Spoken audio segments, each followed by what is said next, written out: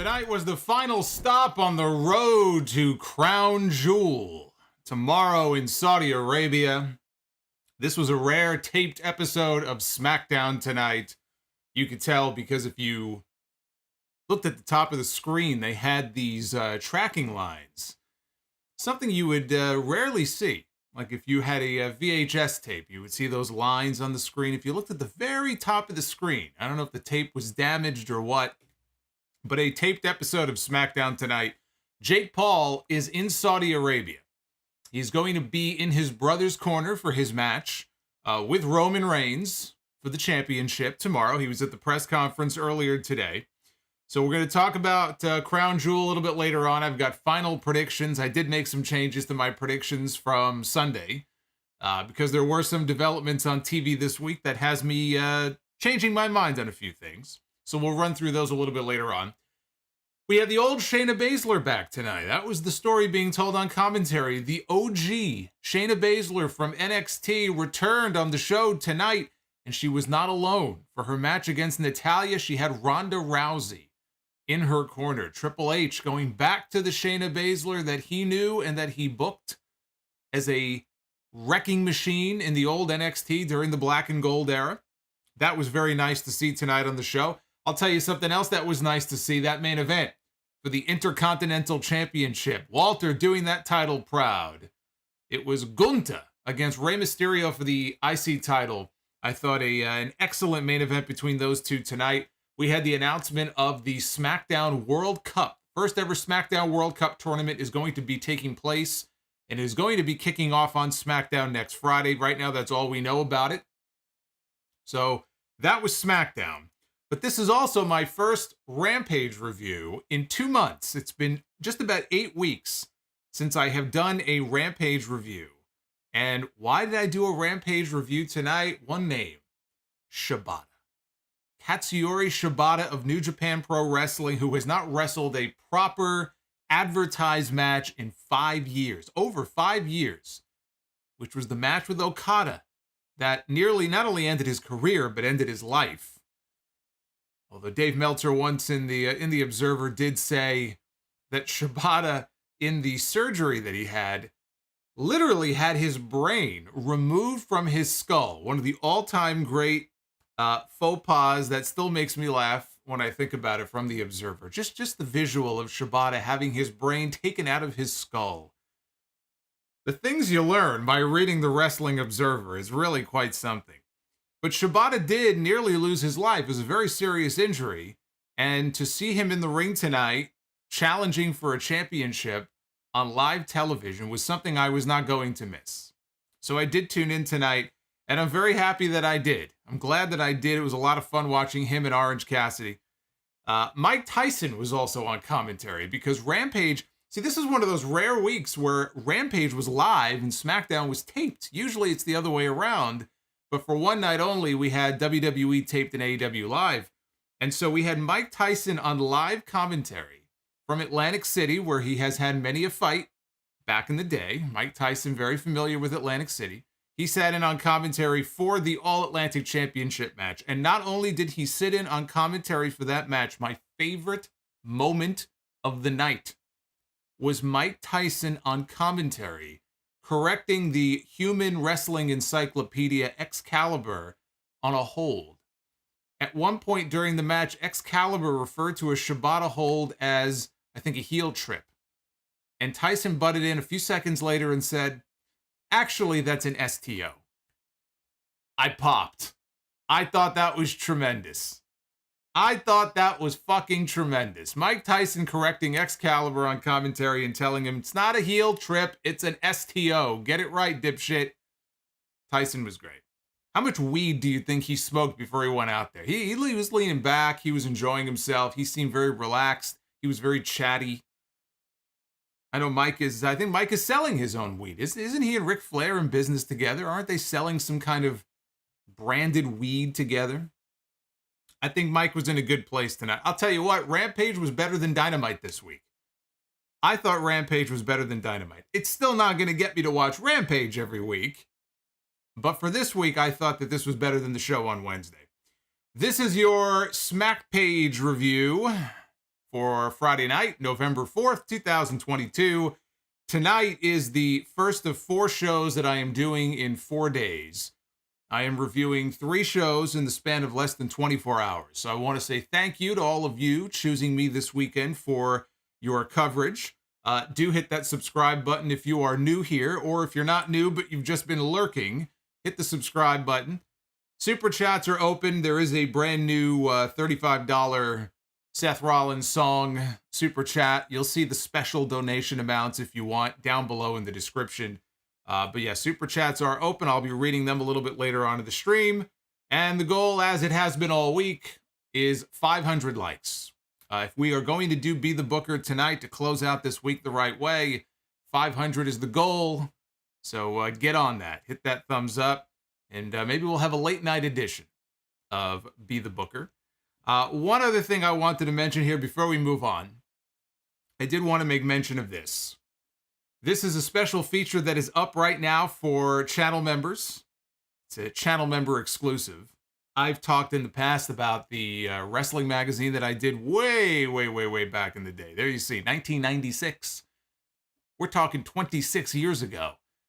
Well, I dug out a couple of copies. I actually found them the other day. And I said, well, why not go on camera and we'll go through them? I haven't even looked inside these things in years.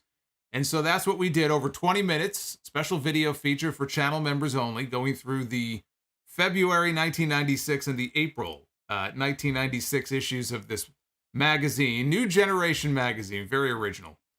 So get on that if you want to check out Solomonster's earliest days as a content creator.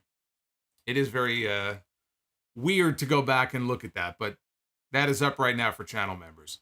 So we'll start with SmackDown before we get into all the AEW stuff. SmackDown opened tonight with a no disqualification match between Liv Morgan and Sonya Deville, hopefully to put the nail in the coffin of this feud once and for all. Liv hit 2 suicide dives onto Sonya, one in front of the announcers, then one on the opposite side of the ring when Sonya tried to get away. The fans wanted tables, so Liv obliged. She pulled one out from underneath the ring, set it up in front of the announce desk. But unfortunately for her, she took too much time setting the table up, and here comes Sonya to give her a big boot. So Sonya got her on the apron, and she was attempting to give her a German suplex from the apron through the table. And Liv is holding on for dear life. And then finally, the camera zooms in on Liv. And she decides, hey, you know what? Screw it. Let's go for a ride. And she pushes off, and they both fall backwards. Sonya takes the brunt of it. She goes through the table. Liv also goes through the table. That led us into our first commercial break of the night. Hey, Soul Klepto just became a channel member. James Cooper has already been a member for 11 months, but Soul Klepto, welcome Soul Klepto to the channel. I appreciate you. After the break, Sonya was filling the ring with steel chairs, and then she took one of them. She tried to use it as a weapon on Liv. Liv, though, cut her off, took over on offense. She hit a code breaker, only got 2. Liv climbed up on the middle rope. She was trying for a superplex. Sonya stuffed the attempt, turned it into a powerbomb onto the pile of chairs. Got a close near fall out of it.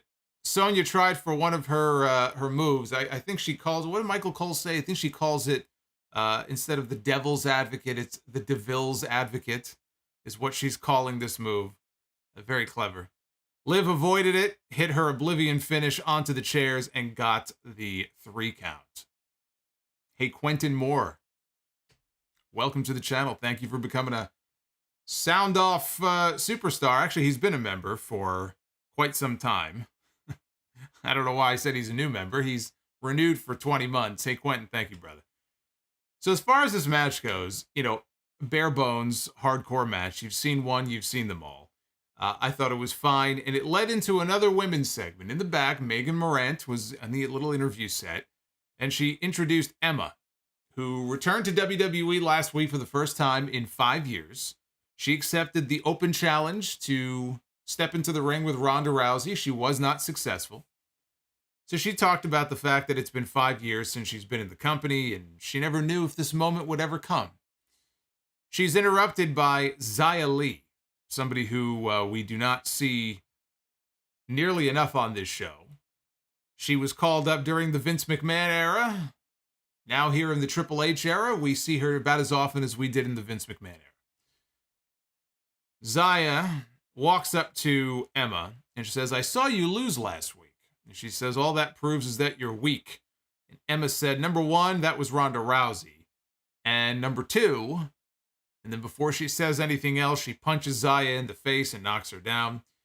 I'll tell you what I liked about this. We, and when I say we, I mean me, talk quite a bit about how with the women, and this goes for AEW as well. This is not just a WWE thing. It's actually, I think, more of an issue with AEW. But we talk about how the women, and it's a smaller division. I mean, there's more men on the roster anyway, in terms of numbers. But they usually only focus on one real story. And that story is usually centered around the championship, whether it's the top title, the women's tag titles, whatever the case may be. In AEW, they have the TBS title, and they have a pretty shitty story going on right now that isn't very, interesting at all. They tend to just focus on that. And the women don't usually get other stories that aren't connected directly to the championship. To open the show here, we had back-to-back women's segments, neither of which had anything to do with the championship. We had Liv and Sonya hopefully finishing their feud, and then we had the setup for a future match, probably next week, between Emma and Xia Li, which I imagine is a way to get Emma her first win back on the main roster. But it was nice to see back-to-back women's segments that have nothing to do with Ronda Rousey. They have nothing to do with Damage Control or the women's tag team titles. I think that's a good thing and something we need to see more of. After the break, we got footage from Logan Paul's podcast, and they showed him sitting around. He was outdoors somewhere. I think there was a fire pit. It was him and all of his friends, and his brother Jake was there with him. And Jake Paul just beat Anderson Silva, right? So he's undefeated in boxing, right? Supposedly a big deal. Logan asks his brother if he would support him, as he's going to Saudi Arabia to have this championship match with Roman Reigns. Says, if you would come with me, you would support me. Roman's got the bloodline, and he has all these people that follow him around everywhere he goes. I've got my own bloodline. Would you want to come with me? And Jake said, sure, he would come with him. So they pitched it to Michael Cole, who sent it to a video package to hype up the main event for Crown Jewel tomorrow between Logan Paul and Roman Reigns. Hey, Shawnee, the wrestling dropping the 1999 super chat, which so far tonight, that is the biggest super chat of the night, which gets you a yes chat. Hey, Shawnee, thank you, brother. Appreciate it. Biggest super chat of the night so far. So they had footage spliced in of the press conference, which took place earlier today. Roman Reigns was there. Paul Heyman was there. Logan Paul. He introduced Jake Paul. Then the rest of the bloodline showed up at the very end. We saw the Usos. We saw Solo Sikoa. No Sami Zayn, because Sami Zayn does not make these trips to Saudi Arabia. He has never made the trip to Saudi Arabia. He likely never will make the trip to Saudi Arabia for his own good. But what was interesting is the fans in the crowd at the press conference started a "We Want Sami" chant. So they wanted to see Sami Zayn, and Roman Reigns, thinking quickly, got on the mic and said, based on your reaction to me just now, you don't deserve Sami. And the bloodline walked off. There were no fisticuffs. There was no physicality. And again, the story they're telling going into Crown Jewel, all it takes is one lucky punch for Logan Paul to win. So that's the story of the match. This guy has to get lucky if he wants to beat Roman Reigns. Not exactly a great vote of confidence if it comes down to luck. They've built this match up in a very bizarre way, but that's the story they're telling going into this match. We had Ricochet one-on-one against L.A. Knight. And L.A. Knight had a microphone as he made his way down to the ring. He said the incels in the crowd should jump on the gravy train. He made fun of Samantha Irvin for getting his hometown wrong a few weeks ago, even though she got it right tonight. Ricochet got tired of hearing L.A. Knight run down his girlfriend, and so he did a dive out of the ring and tackled Knight to get things started. L.A. Knight was in control coming out of the commercial break. he was sitting on the top turnbuckle, just talking some smack. I mean, the name of the show is Smackdown. So he's talking some smack. Ricochet then, he leaps up into the air. Doesn't even jump onto the top turnbuckle or anything. He just jumps up into the air and catches Knight with his legs and takes him over for a Rana all the way down to the mat. Then he hit him with a standing shooting star press. Rolled up LA Knight. Knight countered, though, into a roll-up of his own, but he grabbed the rope for added leverage, and he got the 3 count because the referee did not see it. So, like a good heel, he cheated to win. But a win is a win. And as Al Bundy used to say, it's only cheating if you get caught. It is so nice to have LA Knight back as himself. I mean, again, this is not rocket science here, right? He never should have been changed to begin with.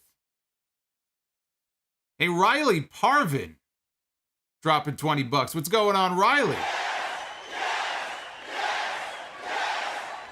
You get a yes chant too, my friend. Riley, thank you for the Friday love. But it's so nice to see LA Knight back in his natural habitat as himself and away from the male models. This is who he should have been from day one. Triple H knew that. Triple H was smart enough to hit the reset button and go, we need this guy. This guy can be a player on this roster.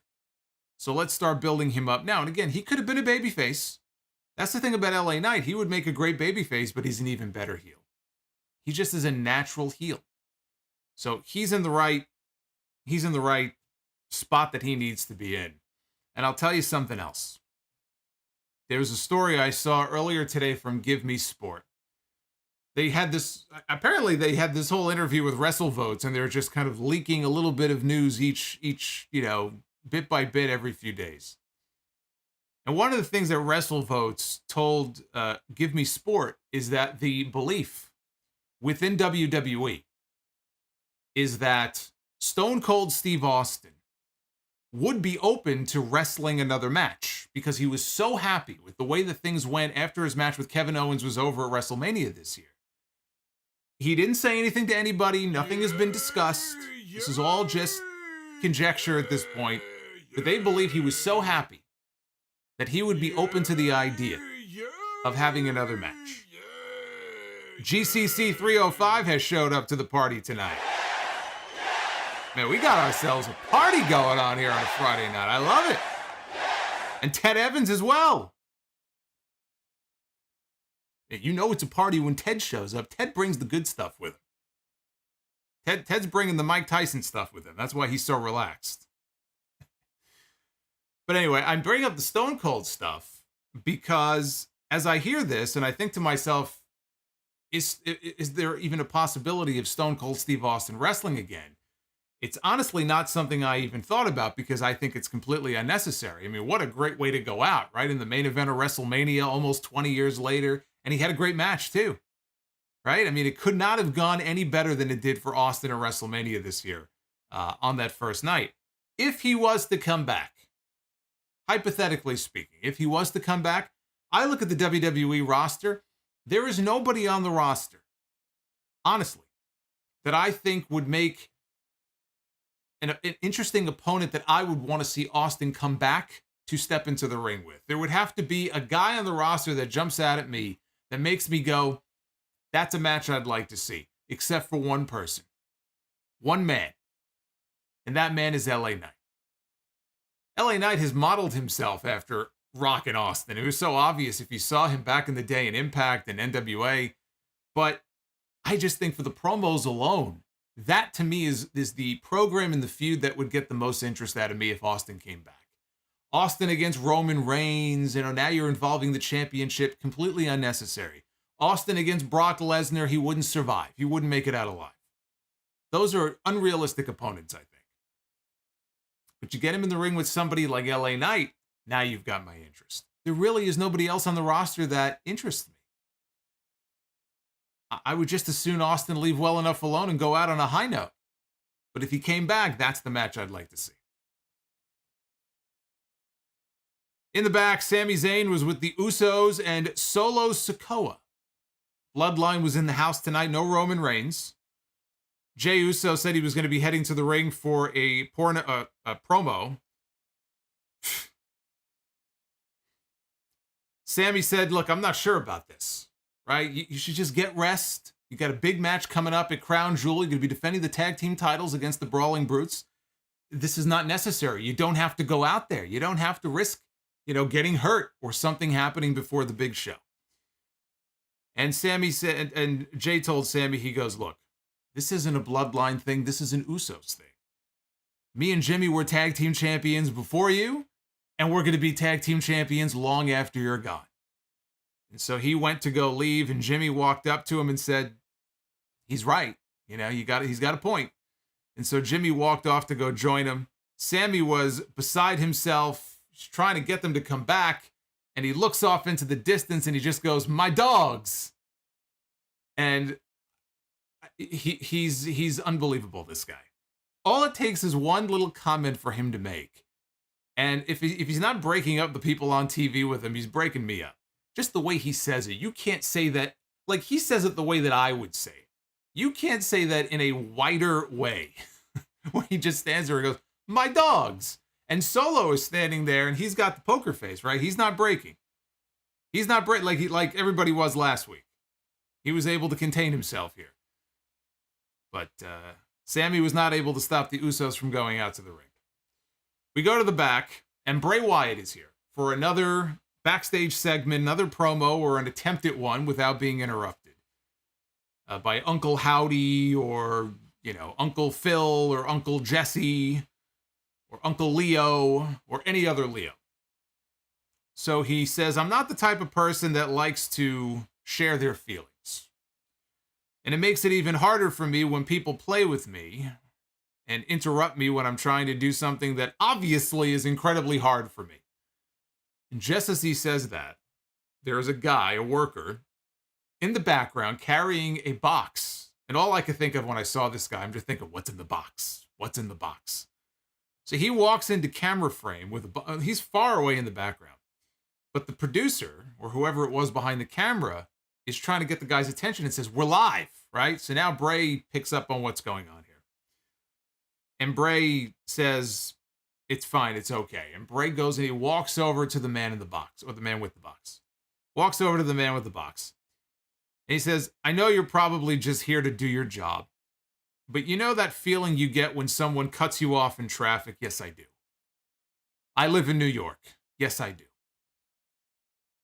That feeling when someone cuts you off in traffic and then you fantasize about what you would do to that person if you had them alone for 30 seconds.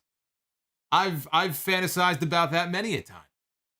All of the different ways that I would love to torture that human being if I had 30 seconds alone with that person. You try living in New York. You'd feel the same way. He proceeded to have a breakdown. He said that he hated the thoughts that were going through his head right now. He wanted to take the man's head and just smash it into the wall over there. And he yelled at the guy to tell him that he was sorry. Tell me that you're sorry. Tell me that you mean it. And the man was completely freaked out by this, and he said he was sorry. And Bray calmed down a little bit. He collected himself, and he asked the man to leave. He goes, just leave. Just get out of here. Because obviously he was worried he was about to do something that he might regret. I actually thought this was the best promo that he cut since he came back. This was the best Bray Wyatt segment, I thought, and the most intense that we have seen him. This was a man who looked like he was on the verge of a breakdown. And he was trying everything in his power to contain himself. He was clearly struggling to keep it together, struggling to keep the evil thoughts out of his head. They're promoting Bray Wyatt appearance at Crown Jewel tomorrow. This is a man who sounds like he is coming unglued. We'll see if the glue can keep him together in Riyadh tomorrow. I have no idea what they're going to do with him. I have no idea if it's going to be... I mean, look, to fly him all the way over to Saudi Arabia, I know why they want him on the show, because he's one of their big draws now. But to fly him all the way to Saudi Arabia and not put him in front of the live crowd wouldn't make any sense. You're going to fly him all the way over there and do another backstage segment like this? So they'll probably give him the full cinematic entrance. He'll come down to the ring, be interrupted by Uncle Howdy. That was the other thing about this segment. As he was breaking down, they had music playing in the background, as they have done with all these segments. There were cutaways to a lot of weird random clips, and it was, Uncle Howdy. We saw images of Uncle Howdy. saying you lied and stuff like that. I mean, nothing that we haven't seen before. But I would imagine he'll be in the ring in front of the crowd and he'll be interrupted by another video. Still waiting on this Uncle Harper. They trademarked 2 names, so I know Uncle Harper is coming. It's just a matter of when do they introduce him and what form does he take. I wouldn't expect a major development at Crown Jewel, but we'll see. We will find out in less than 24 hours. The Usos were out to the ring to talk about being on the verge of breaking the New Day's record, 483 days as the longest reigning WWE Tag Team Champions of all time. Jay told the Brawling Brutes that they were the 2s and the Usos were the 1s, since they are defending against Butch and Ridge Holland at Crown Jewel. The New Day made their entrance. They told the Usos to calm down. Xavier Woods said that he and Kofi would tear them limb from limb to protect their record. Kofi said, "We got next." And at that moment, the Brawling Brutes jumped the Usos from behind. The New Day decided to join in on the attack, so now we had 4-on-2. Babyface advantage, beating down the heels. We had Sami Zayn and Solo Sikoa, the heels, making the save. Very weird psychology in this segment, but down they came to the ring. Hey, Ricky, thank you for the sub. Welcome, Ricky. Maybe it's Ricky Starks. Welcome to the channel. So the heels end up getting the upper hand. Usos were about to execute stereo Uso splashes off the top. Butch attacked with a shillelagh. Solo Sikoa put down Butch with the spinning Sikoa, and the Bloodline stood tall to end the segment. The New Day against the Usos, a tale as old as time. But if you remember, I came on here about a month ago. It was on one of these streams, probably one of the Smackdown streams. I came on here and I said, the time to do the match with the New Day and the Usos was the November 11th episode of Smackdown, because that's the final chance that somebody has to stop them from breaking the New Day's record, right? That's the last possible time they could do a match on television before the Usos break the record. And that's exactly what they've announced. It is official now for next week. It will be for the undisputed tag team titles, the New Day challenging either the Usos or the Brawling Brutes, whoever leaves Saudi Arabia with the belts. We know who that's going to be. So it'll be the Usos and the New Day on SmackDown next week. And it makes sense. The Usos are on the verge of breaking this record. The record is owned by the New Day, so the New Day would want to stop them from breaking the record. I have no issue with that. And of course, we know they'll go out there and have a great match, but it fits the story. So we're going to get that match on SmackDown next week. And we're going to get a new record holder, because the Usos are going to set the record next week. Backstage, Rey Mysterio was approached by Kayla Braxton, who asked him if the Intercontinental Championship would give him the fresh start that he wanted. Rey said that WWE is a part of his life, and he always shared that with his son. He said he was haunted by the memories of Dominic, but he wanted to put it behind him and do something positive. And he said that Gunther was a tough opponent, and he still felt the pain from the chop last week. He said that he would turn that pain into rage, and it would fuel him to win the title.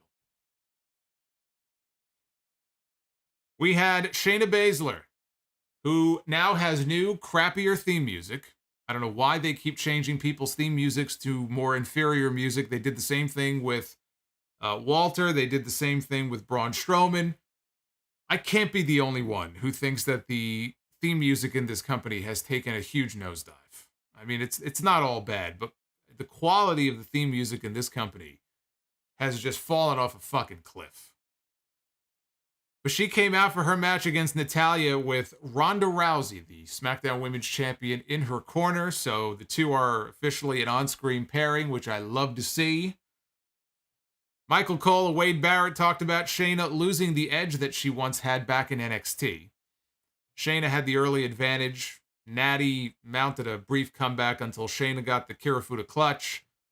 And Natty struggled, but couldn't fight her way out of it. She passed out, and the referee called for the stoppage. So after the match, Rousey was in the ring with Shayna, and they were celebrating her win. And they saw that Natty was coming to, and she was sitting down. And Rousey whispered something into Shayna's ear. Shayna pulled down her knee pad and delivered a knee strike to Natty's face. And they cut away. When they cut back, Natty had, her nose was gushing blood.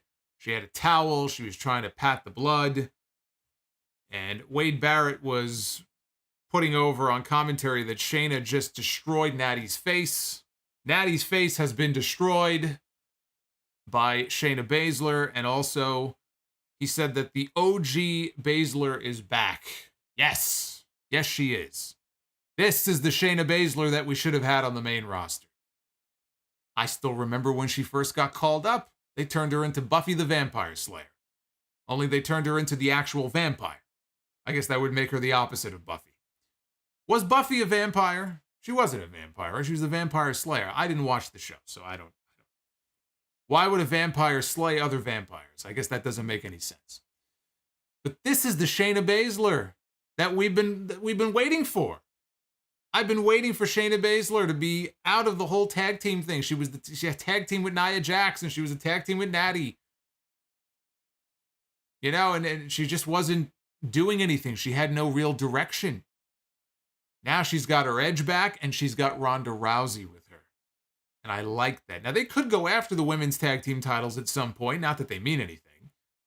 But it doesn't even have to be about the tag team titles. Just the two of them on screen together as allies, just going around wrecking shit.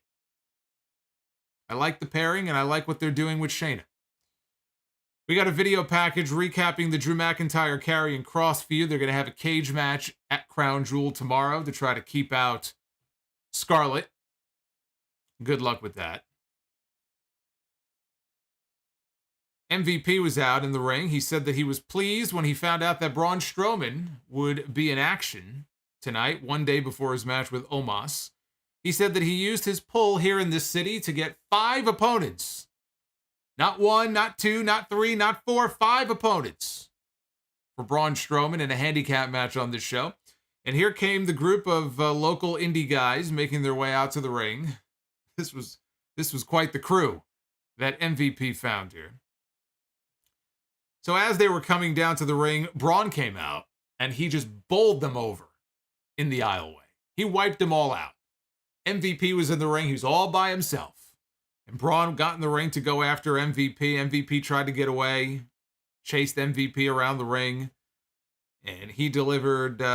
Once he got him back in the ring, he gave MVP 3 running power slams. He was sending a message to Omos, who was not on the show tonight. But I was wondering, how are they going to explain MVP not being in Saudi Arabia? He wasn't at the press conference today. They had a weigh-in on stage with Omos and Braun Strowman, and he wasn't there. So this is their way of explaining why MVP will not be with Omos at the show tomorrow. Kayla Braxton was in the back to introduce Imperium. But first, we must acknowledge Andre Israel dropping $20 here on the Smack Page stream. First one for the month of November. We got a lot more to come this month. It's a busy month. We got our first of 3 pay-per-views tomorrow. So we're getting started on the right foot here. But she was in the back with Imperium, and Ludwig Kaiser took the microphone from her, handed it to Gunther, who said that he defends his title with honor. Says Rey Mysterio has no honor, which is why his son wants nothing to do with him anymore. And he said one thing that would never change is that he would be the Intercontinental Champion. Short, to the point. Great little preview heading into the main event. Which led us to the main event for the Intercontinental Championship. It was Gunther defending his title against Rey Mysterio, trying to win the Intercontinental belt for the 3rd time in his career. Gunther dominated in the first 90 seconds. They went to the break. First break of 2 that they took in this match. Gunther slid Rey under the bottom rope, and he took a hard belly flop on the floor. He went out after Rey. He powerbombed him on the ring apron. He was toying with this man. So Rey gets into the ring at the count of 9, and Gunther hits a scoop slam. Picks him up again. Another scoop slam. He went for a 3rd one. Rey blocked it, and then he got a crucifix bomb. Gunther caught a moonsault. Rey, though, transitioned into a sleeper hold, and Gunther took Rey. He slung him over the top to escape. Rey jumped for the sleeper hold again. He got it. And Gunther was fading. He was trying to break free. He's fading. He rallies, though, climbs to the ropes, jumps backwards. Both men go down. Cut to the commercial. Come back. Rey goes on offense. Wheelbarrow bulldog by Rey. Hit a seated senton off the top. He hit a 619. Walter got his hands up. I don't think it was intended to be a block. I just think that was his way of protecting himself to make sure Rey didn't kick him in the fucking face. So they didn't sell it like, oh, he blocked it. But he did get his hands up to basically block the entire move. Rey was going up top. He was going up top to hit the splash, but he got up to cut him off. And Walter tossed him off the top rope down to the mat. So Walter was seated on top now. Now he's seated on the top rope. And Rey tried for a Hurricane Rana, but Walter held on. And he held on. He tried for a powerbomb. He got him up in the powerbomb position, but Rey turned it into a Rana on the way down. He got a great near fall out of it. This was the first time, honestly, all night where it really felt like this crowd came alive. It was during this part of the match. So Rey came off the top for another Rana attempt. Walter stuffed it. Rey turned it into a sunset flip, or it may have been an attempt at a destroyer. If so, it wasn't a very good one, but hit a sunset flip, got another near fall out of it. Walter came back with a shotgun drop kick into the corner. Then he got the power bomb, stacked Rey for the pin. We've seen him win many matches this way, but not this one. Rey kicked out of the power bomb. Rey came back. He hit a hard slap. He smacked the shit out of this man. Walter came back with a chop. Went for a power bomb. Rey reversed him into the ropes. Now he's in the 619 position. Rey hits the ropes, comes off, but he eats a big foot. And Walter reaches down. He grabs Rey by the arm. He yanked him up off the mat and clotheslined him, which is a new move that we haven't seen him use, at least not in WWE before. And off that sort of rebound clothesline, he got the pin and retained the title. So the Ring General retains in a great main event. I expected this to be a fun match. It was. Of course, the outcome was never in doubt, especially on a taped show like this. But great stuff. Great stuff from these two. And I look, I can't say enough good things about the way they have booked Walter in this whole run that he has had as the Intercontinental Champion. When was the last time that this championship was booked as strongly as it is right now? When was the last kind of dominant reign that we have seen? We have one right now with Roman Reigns with the top titles. But the last time we had one with the IC title, I couldn't even tell you.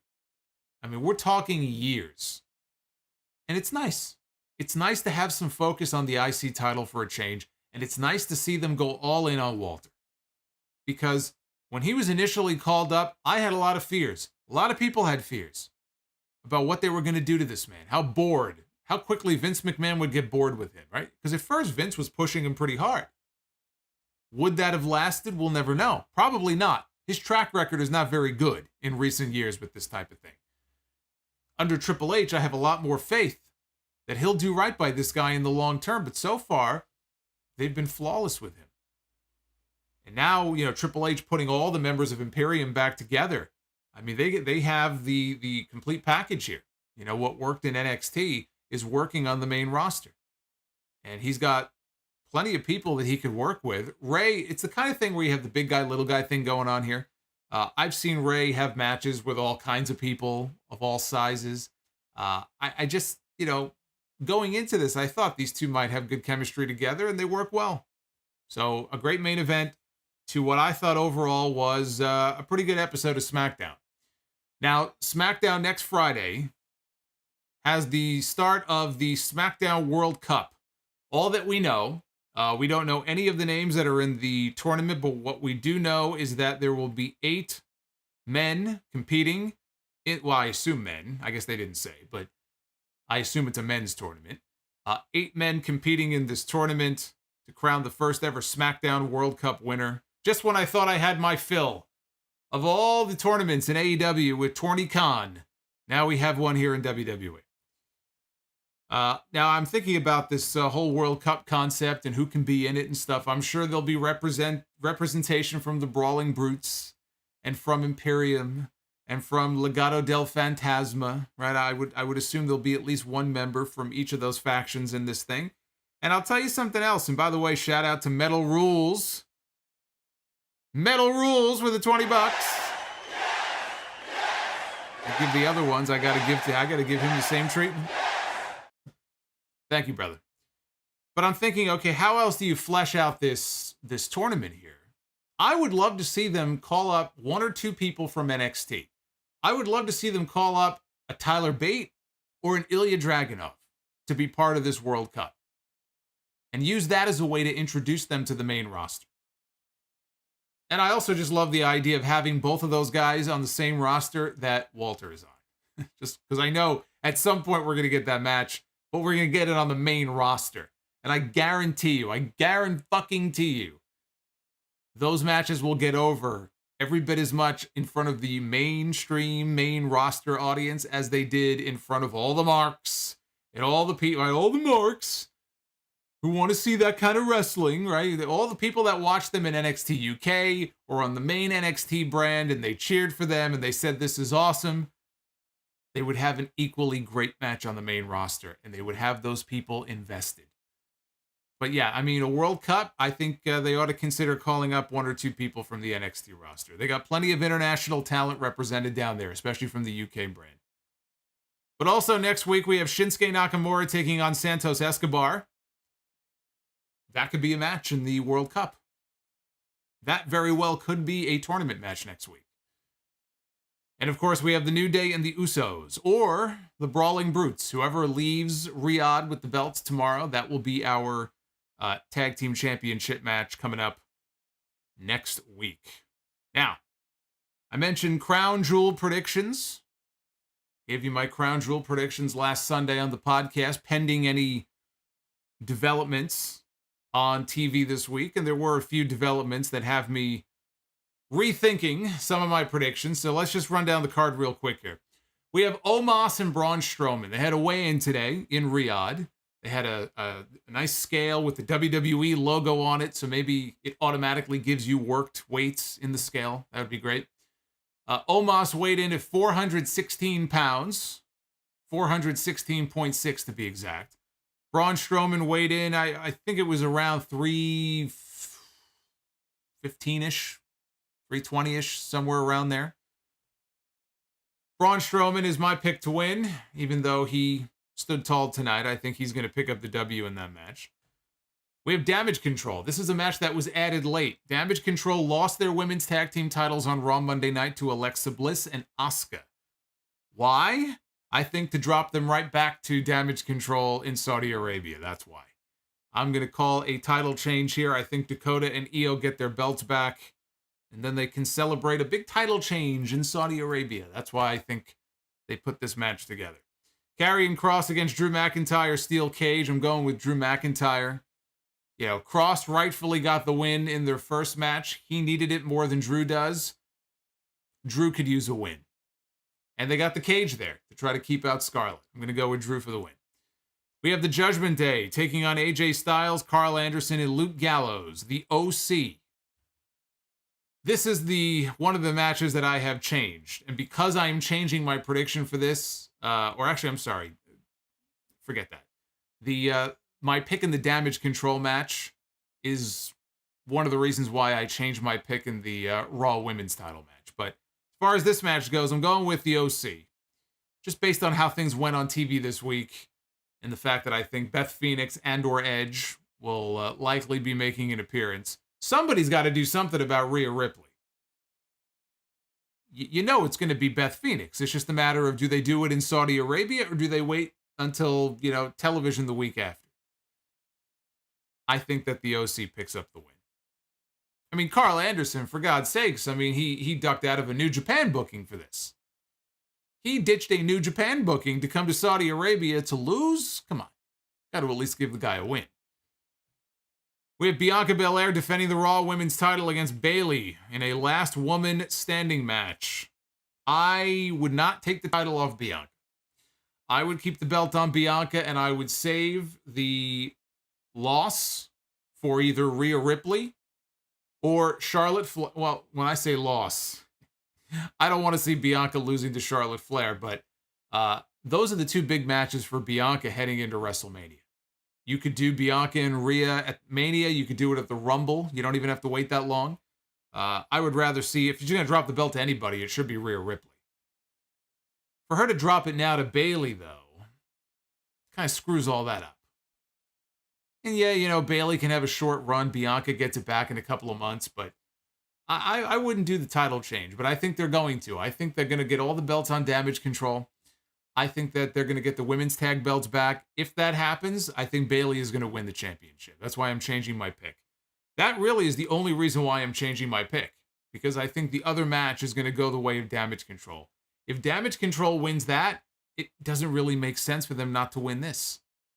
So I think Bayley is going to get the win. We have Brock Lesnar one-on-one with Bobby Lashley. This is the second match that they have had this year. The first match was at the Royal Rumble. Brock Lesnar lost that match. Brock Lesnar also lost at WrestleMania. Brock Lesnar also lost at SummerSlam. Brock Lesnar is due for a win, but here's another reason why I think Brock Lesnar is winning this match. I don't think this is going to be the end of Brock Lesnar and Bobby Lashley. And if you want to get to a third match, if you want to do the rubber match, Bobby already won match number 1. If Bobby wins match number 2, there's no need for a third match. But if they're going to come back to this again at WrestleMania, which I think is a very real possibility, or the Royal Rumble, Brock has to win. Otherwise, it makes no sense, right? One guy wins, the other guy wins, then you can do the third match. And because I think they're going to do a third match, I think Brock Lesnar is going to pick up the win here. And then we have Roman Reigns and Logan Paul for the undisputed WWE Universal Championship. Try as they might, you're not fooling me. One lucky punch. That's the story. One lucky punch is all it takes for Logan Paul to win the title. And that's true. But he will not get lucky tomorrow. Roman Reigns is going to retain his championship. We'll be done with this. Logan Paul is the big celebrity get for the big Saudi Arabia show. That's all this is. They're trying to get people talking about this. They're going to try to get trending on social media. They got Jake Paul. Oh my God, Jake Paul. They got Jake Paul to agree to show up, right? For them, this is a big deal. For WWE, they love this shit, right? They're going to try to get media coverage up the ass for this. But once this is over, we can move past this and we can start focusing on what really matters this month, which is War Games. That's what matters. Logan Paul ain't going into War Games as the WWE champion. So Roman Reigns will retain his championships, and that is your Crown Jewel card. As of right now, that's the complete card. I'm going to be live on YouTube tomorrow night, or I'm sorry, not tomorrow night, tomorrow afternoon. Usually it is at night. I gotta get used to these early start times here. Pay-per-view's on Peacock at 12 Eastern. So sometime around 3:30, 4 o'clock, I'll be live on YouTube. Come on back. And we'll cover the entire event. Look, that Saudi Arabia show 1 year ago, as I remember, was actually the best one they ever did. That was the best Saudi show they ever did. That was the one with Rollins and Edge and Hell in a Cell. So I can't say that this won't end up being one of the better shows all year. I'm not expecting it. I'm looking at Omos and Braun Strowman. I'm looking at some other matches that aren't necessarily that, appealing to me. But then we have Brock Lesnar and Bobby Lashley, and we have some other stuff on the show that I actually am looking forward to. That probably being the match I'm looking forward to the most. So we'll break it all down tomorrow, and we have Sound Off episode 781 on Sunday. So we just keep rolling on here, brother. This train just keeps on rolling on. Where are we at, by the way, on the likes? We're getting closer. Hit that like button if you are just tuning into the stream. 500 is the goal for Be the Booker tonight. So let's see if we can get there. So let's switch on over now to Rampage. There he is, Iron Mike Tyson. There he is, Iron Mike. He was in Atlantic City tonight. So was Jim Ross. Jim Ross opened the show tonight by welcoming us to AEW Dynamite. Before realizing his mistake, and then saying, "We're on Rampage." And I thought to myself, yes, JR, yes, we are. We are indeed on Rampage. So they introduced Iron Mike Tyson as the guest announcer for the night and for the opening contest. And it was the only match he did commentary for the entire show. And the opening contest was for the All-Atlantic Championship. It was Orange Cassidy defending his title against Katsuyori Shibata of New Japan Pro Wrestling, or as Mike Tyson referred to him, the Great Shibata. I think that should have been his name during his career. I love that name. It's like the Great Kabuki. The Great Shibata. And great he is. Out he came. Got a nice reaction from the crowd. And I thought to myself as I'm listening to this and as I'm watching this, I am about to watch a Shibata match on live television, live American television. A guy who nearly died 5 years ago and was supposed to be retired for life.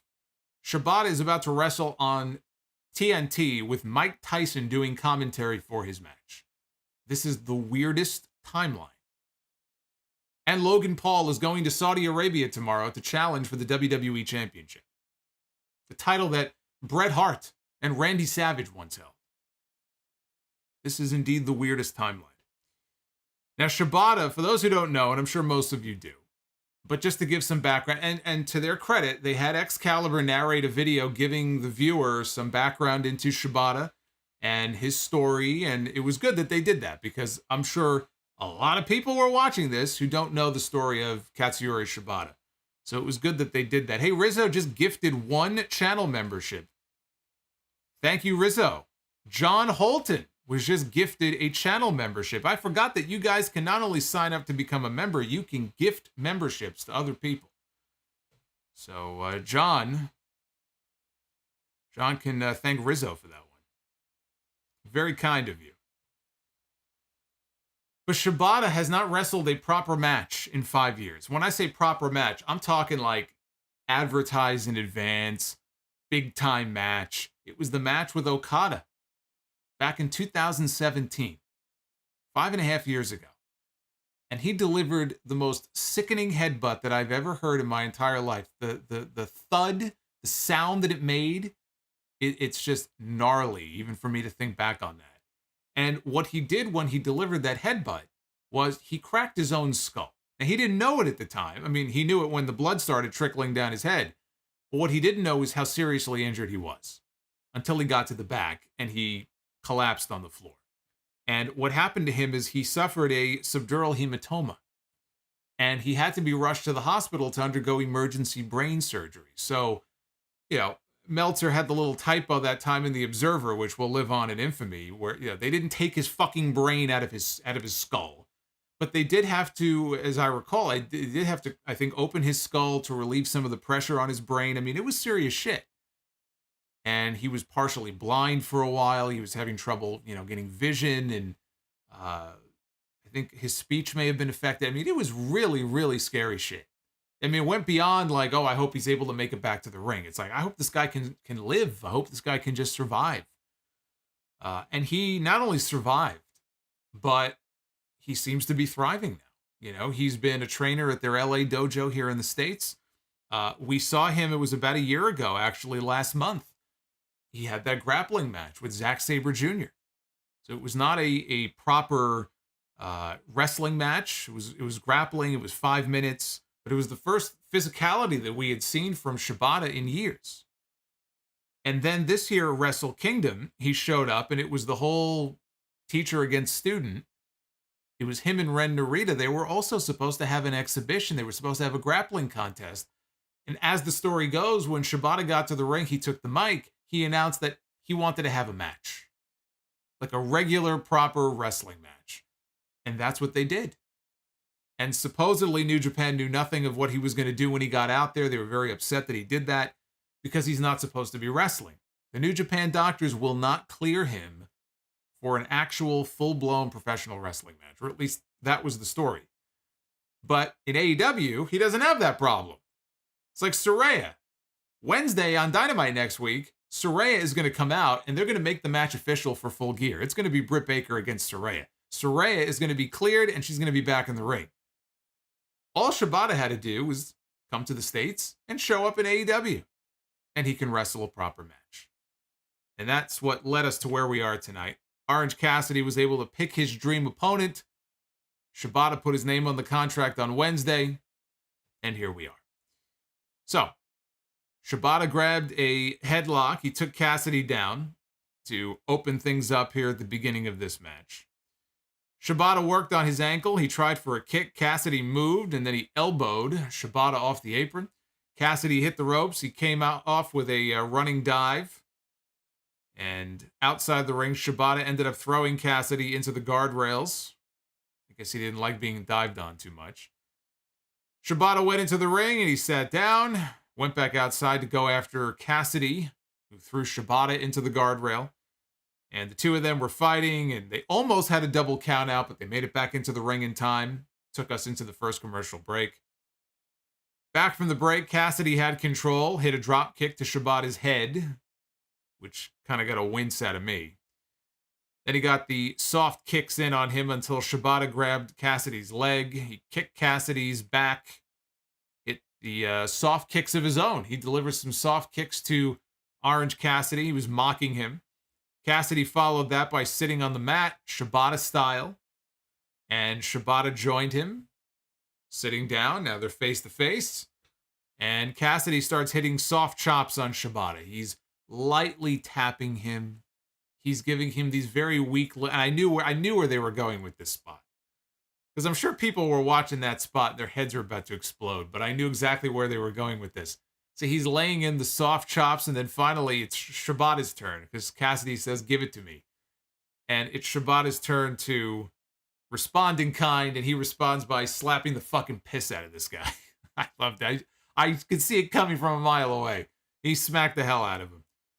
Shibata hit an underhook suplex, went into a sleeper hold, and the two of them traded back suplexes, hit double slaps on each other, they took each other down. Cassidy hit a penalty kick. Shibata, though, sat right back up. And Cassidy hit some more kicks, and he was laying him in this time. It's no more of this soft slap shit. Shibata fired up, hit a leaping elbow strike. Looked more like a Superman punch. Shibata actually looked more like an orange punch. Shibata worked an abdominal stretch, sank in an octopus. Cassidy made it to the ropes for a break. Shibata picked him up. Cassidy hit the stun dog millionaire. And he lifted Cassidy up after that, hit a Death Valley driver. Cassidy, though, came back with a stunner and planted Shibata. Cassidy hit the beach break for 2. Finally hit the orange punch. Shibata did not go down. And Shibata sank in a sleeper hold. Cassidy, though, got out of it. And he hit one last orange punch. And finally got the 3 count to retain his title. When the match was over, the two of them came together in the middle. Shibata put his hand out. Cassidy shook his hand, took his glasses, put the glasses on Shibata. Shibata already looked cool. Yeah, I figure Shibata can't look any cooler than he already does, but with the shades on, it just worked. It was a natural look for the guy. I thought this was a lot of fun. This was a lot of fun again. I fucking died when Mike Tyson, of all people, corrected Excalibur and said that's not a heel trip. That's an STO early in the match. You know, is it possible they fed that line to him, just for shits and giggles? It's possible, but Mike's a real fan. Like, when you hear him on commentary, and even when he came into WWE back in 98, the first night they brought him in on Raw, when Austin came out to confront him, before Austin came out, McMahon was talking to him, and he was talking about how, oh, yeah, I grew up a fan. I love watching Bruno Sammartino and all that. And I don't think they fed that to him. I believe that he's being honest. I think he grew up. He probably watched wrestling as a kid and remembers a lot of those old guys and has an appreciation for it. I think he's a real fan. So you listen to him on commentary and he wouldn't shut up the entire time. But it was just him being excited, genuinely excited, it sounded like, to be there. And it's cool. It's cool to hear that kind of excitement. Hey, Bill Baggins just gifted a channel membership to Bearwolf. Is it Christmas? Did Christmas come early? I mean, we have an exchanging of the gifts here on the stream. I mean, it's not even the holiday season yet. So Tyson sounded like he was having fun. This is the only match he called all night. Anybody wondering if this was going to lead to an angle or if it set up a future appearance for him, it doesn't look that way. This looks like it was just one and done. So that was the end of Mike Tyson for the night. Shibata looked great. Clearly in the match, they were taking measures to protect him as much as possible, but he took bumps. He took a back suplex. He took the beach break. And Cassidy, again, was very safe when he dropped him. He didn't drop him like, when Hangman does the dead eye and he drops the guy directly on his head. He was protected as much as one can be protected. When you're in the ring, I mean, there's always an element of danger, of course. But it was great to see him back in the ring in a proper match like this. And Cassidy was the safest possible opponent for him. I know that some people are going to look at this and go, oh, it wasn't the same, I mean, but again, was anybody really expecting an old school classic strong style match from Shibata? Shibata and strong style, I think that's over and done with. He was in the ring tonight with somebody who is the opposite of strong style, which is why he was the perfect opponent for him. But this was one of the better matches I've seen out of Orange Cassidy. The best match I've seen was at Forbidden Door. Him and Will Ospreay had what may have been, top 5 match all year. I don't know if I would put it ahead of the FTR and Briscoe's series of matches. It will be in the conversation when this year is over, though. This match was also a lot of fun here. Shibata had expressed to AEW months ago, as the story goes, there were 2 men he wanted to work with. Orange Cassidy was one, and he got to work with him tonight. The other name that he wanted to work with, and still wants to work with, was Bryan Danielson. And now that Shibata got one wish and he got to work with Cassidy tonight, my hope is that we can get Shibata and Danielson, and maybe we'll get it at the Tokyo Dome. AEW got this match tonight. Tony Khan got this match. It's only fair that they go back to Japan, because I know Danielson has wanted to work the Tokyo Dome now for years. This could be his shot. The problem is, if New Japan is not going to clear Shibata for an actual match, then you can't do it at the Tokyo Dome. But if something has changed, if something has changed and now they're willing to clear him to wrestle, on a regular basis or wrestle a full match, I would love to see it at Wrestle Kingdom. Talk about a huge match. Bryan Danielson and Shibata, January 4th. Sign me up. Lexi Nair was in the back chatting it up with Toni Storm, the interim AEW Women's World Champion. And Tony was talking about Jamie Hayter, who she is defending against at Full Gear, and how they used to be friends, and you knew me when I was homeless and all this other stuff. And when did you become a bully? She said that Jamie was being manipulated by Britt Baker, but at the end of the day, Hayter is responsible for her decisions. She's an adult, and she better be ready come Full Gear. Back from the break, Lexi was backstage again, this time with Claudio Castagnoli, Bryan Danielson, and William Regal. I have to say, I watched NXT this week, and they have Charlie Dempsey out there. Charlie Dempsey, for those who don't know, is the son of William Regal. And they've involved him in the Chase, the Andre Chase stuff, the Chase University segments. So he was out there this week to attack Andre Chase. He had Andre Chase, I think, in like a sleeper hold or some kind of hold. And he was making all kinds of faces. I mean, you look at his face in that segment, you tell me that's not the son of William Regal. It didn't really hit me. Like, I've seen what he looks like and everything, and there's definitely a resemblance there. But there was something about him in that segment this week, and the mannerisms and the facial expressions and everything. I mean, talk about a dead ringer for his father. Holy shit. So anyway, Charlie Dempsey on NXT. If you don't know who that is, then you probably don't watch NXT. And if you don't watch NXT, well, I can't say that I blame you. But Claudio demanded a rematch against Chris Jericho since a rematch was still owed to him. I didn't think this was a very good promo from Claudio. He was kind of, I don't know, he was a little off here in this segment. But he said that the rematch for the Ring of Honor World title was still owed to him. And I hear him say this, and I just think to myself, you had your chance on Wednesday, dummy. You didn't take it. Why didn't he come out to accept Chris Jericho's open challenge on Wednesday? He was there. If you think you deserve a match, there ain't no anchor tied to your ass. Where was he? Was he on the commode? Did somebody slip him something? I heard the story that Mr. What's his name over there? David Schultz on Tales with the Territories this week. Stampede Wrestling episode. Tell him the old story about slipping laxative and cookies and serving it to the guys in the back who had wronged him. Did somebody slip laxatives into Claudio's cookie this afternoon or on Wednesday afternoon? I mean, why wasn't he out there? Now he wants Chris Jericho to give him a match. If I'm Chris Jericho, I'm telling him to piss off. I had an open challenge. He didn't come out. Tough shit. Get lost. Then Bryan Danielson spoke. And Danielson talked about how he too is a former Ring of Honor world champion, and he wants one more shot at Chris Jericho. He promises that if he gets it, he's going to stomp in Jericho's face. So then William Regal at the very end of this looks in the camera and he tells Chris Jericho that the ball is in his court, and he tells Jericho to make your choice.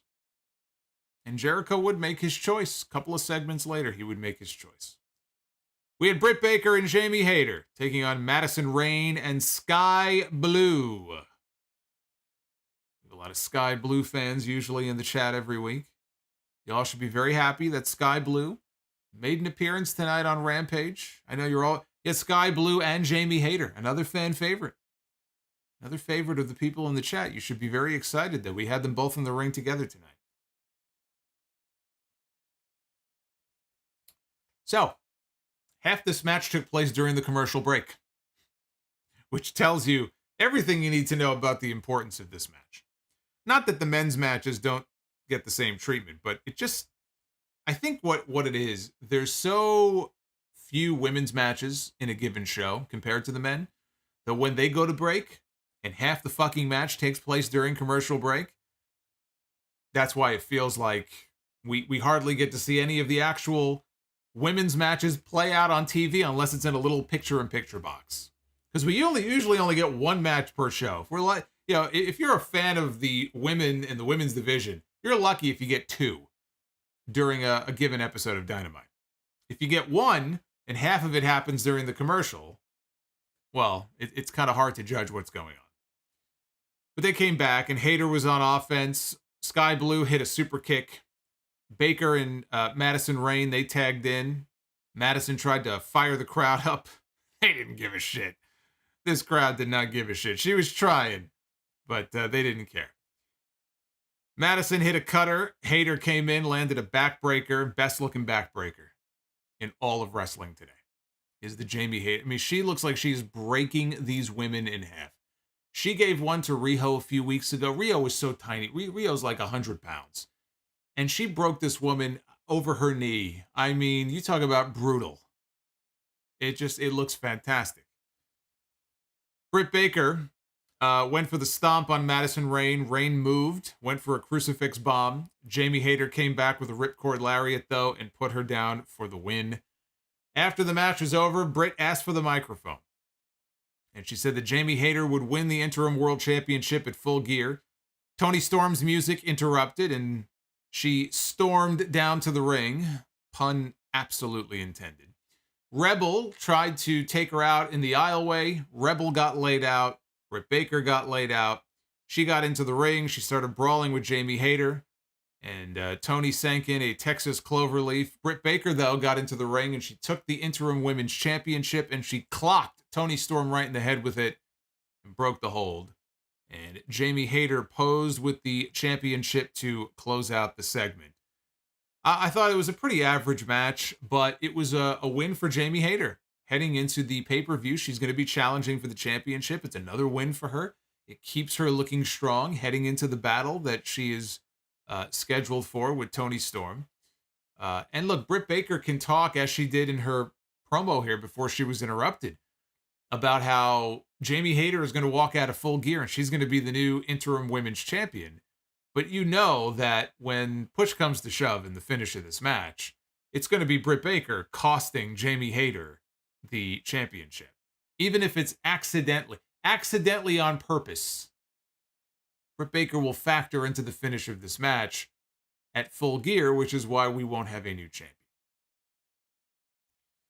Tony Schiavone was in the back with Chris Jericho and Sammy Guevara. And Jericho said that William Regal, with all of his amazing general manager experience, is going to tell him which opponent to choose for his next match. He said, but what if I said both of them? What if I said I'll take them both on? Because he doesn't think the members of the Blackpool Combat Club really like each other. So what if I said, Claudio and Danielson, I'll take you both on because I know that you're going to tear each other apart. He said, but I'm not stupid, though. He said that I can bring one of my own guys to even the odds, and that guy would be Sammy Guevara, who is standing right next to him here in this segment. I'm going to bring Sammy Guevara and have him in the match, and when Danielson and Claudio leave each other laying and it comes down to myself and Sammy, he goes, Sammy knows. He knows to do the right thing. And Jericho walked off, and Sammy had a confused look on his face, like, what does he mean by that? I was puzzled by this, because this seemed like a spot tailor-made for Daniel Garcia. Now, obviously, they have some other idea in mind. The goal is still to get to Jericho and Garcia. Maybe they just do not want Garcia in the ring with Jericho at all. Unless they're a tag team together, they don't want them on opposite sides until Full Gear, or more likely maybe it's a Ring of Honor show, Final Battle, or some show like that. I don't see what the big deal is if you have a triple threat match, or a fatal four-way in this case.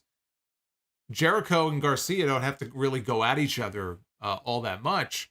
That's what the story has been, though. The story has been Jericho and Garcia, not Jericho and Sammy. So it's a very odd choice. It's very bizarre. It is a very weird choice, unless Sammy gets knocked out of the match before Full Gear. Because later on in the show, Sammy was in another backstage segment, and he laid down the gauntlet to Bryan Danielson to a 2 out of 3 falls match on Dynamite next week, which has been confirmed. Maybe Danielson takes him out.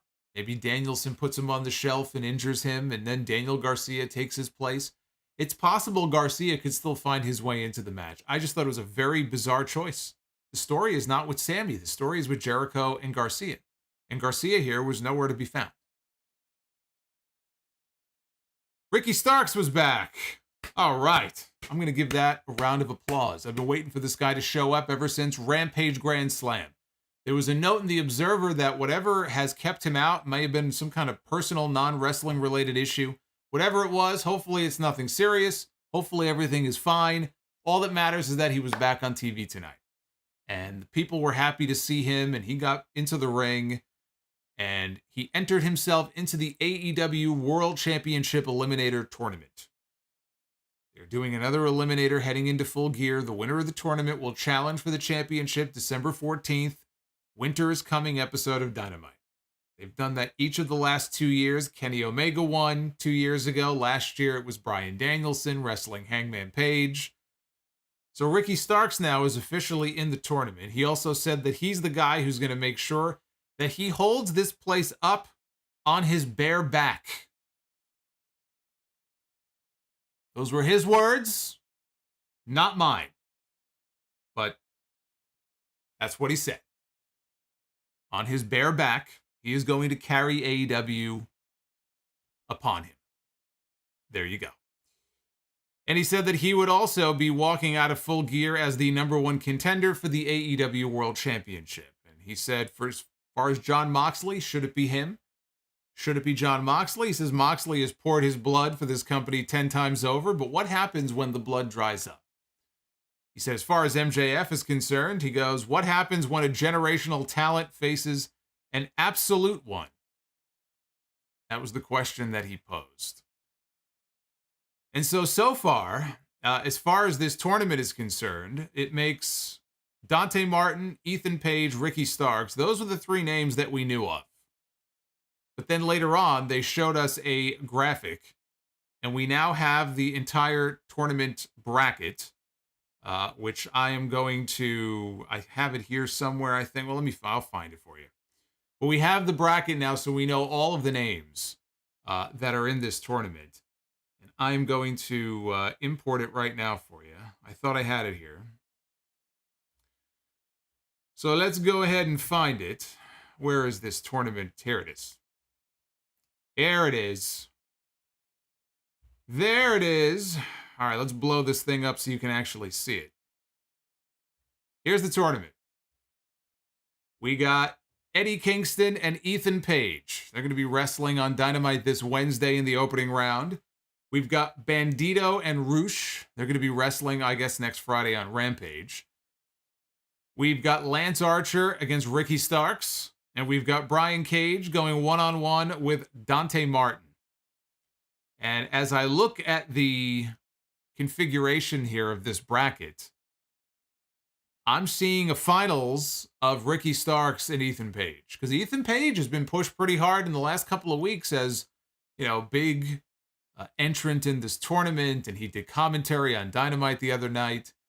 I think this is all leading to Ricky Starks and Ethan Page in the finals. And frankly, I look at this bracket, that's the match I want to see. Two young guys. We're not talking, ex-WWE guys or anything like that. These are two young stars in this company who could be and should be something much bigger. I think you put them in the finals. Yeah, they don't have the name value of a Kenny Omega or Bryan Danielson or a Jon Moxley. But especially if, let's say MJF goes over and wins the championship and is still acting heelish. A heel MJF against Ricky Starks. That Winter is coming. I would love to see that match. If it's Jon Moxley against Ethan Page, a lot less likely. But even that, I think, could be a very good match. The match I want to see is Ricky Starks and MJF. So Ricky Starks is the one who I would like to see win this entire tournament. But anyway, those are the brackets there in case you were wondering who's in this fucking thing, because up until tonight we had no idea. We had two names. Now we have all the names. That's a good point. Sticketer says none of them were former. Well, Lance Archer technically is a former WWF name. He was in WWE. The other guys were not, though.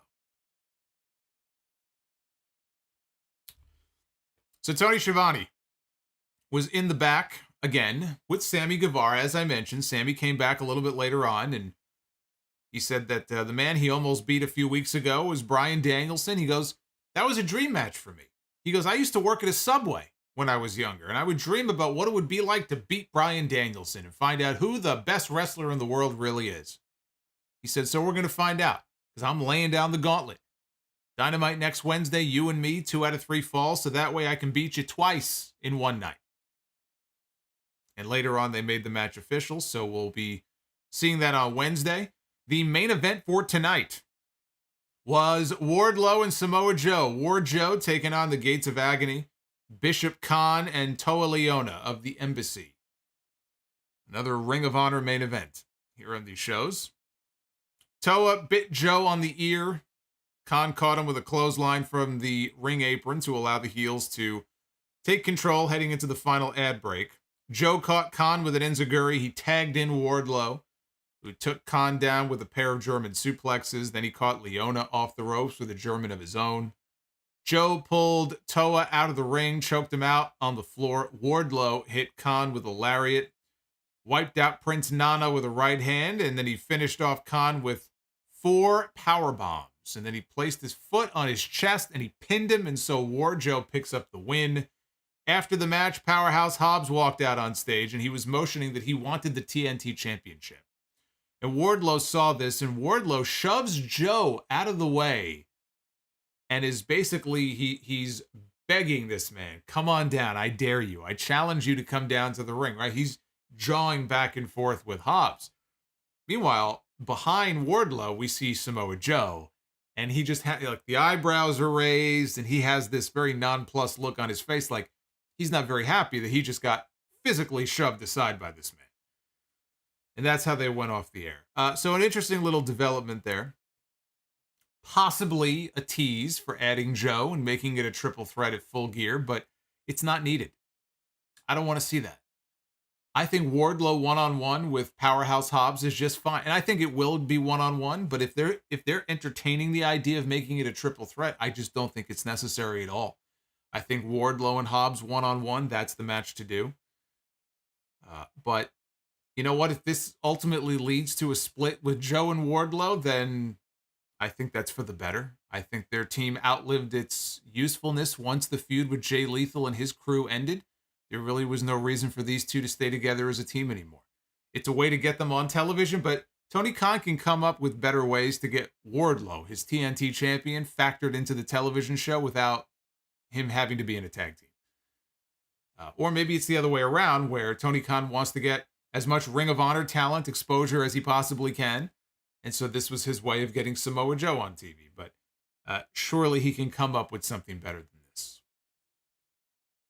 So Dynamite on Wednesday, it's going to be Eddie Kingston and Ethan Page in the first round of the World Title Eliminator. FTR and the Acclaim take on the Gun Club and Swerve in Our Glory. Jamie Hayter, oh, here we go. You guys are going to be very excited for this one. Jamie Hayter is going to go one-on-one with Skye Blue. And Saraya and Britt Baker will go face-to-face with Tony Schiavone. This should be where the Full Gear announcement is made. And Bryan Danielson one-on-one with Samuel Guevara. 2 out of 3 falls. That is your Dynamite lineup for Wednesday.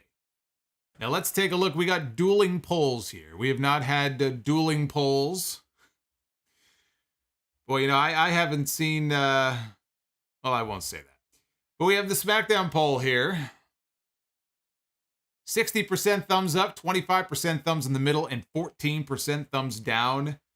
A little lower than Smackdown has been doing recently, but not bad.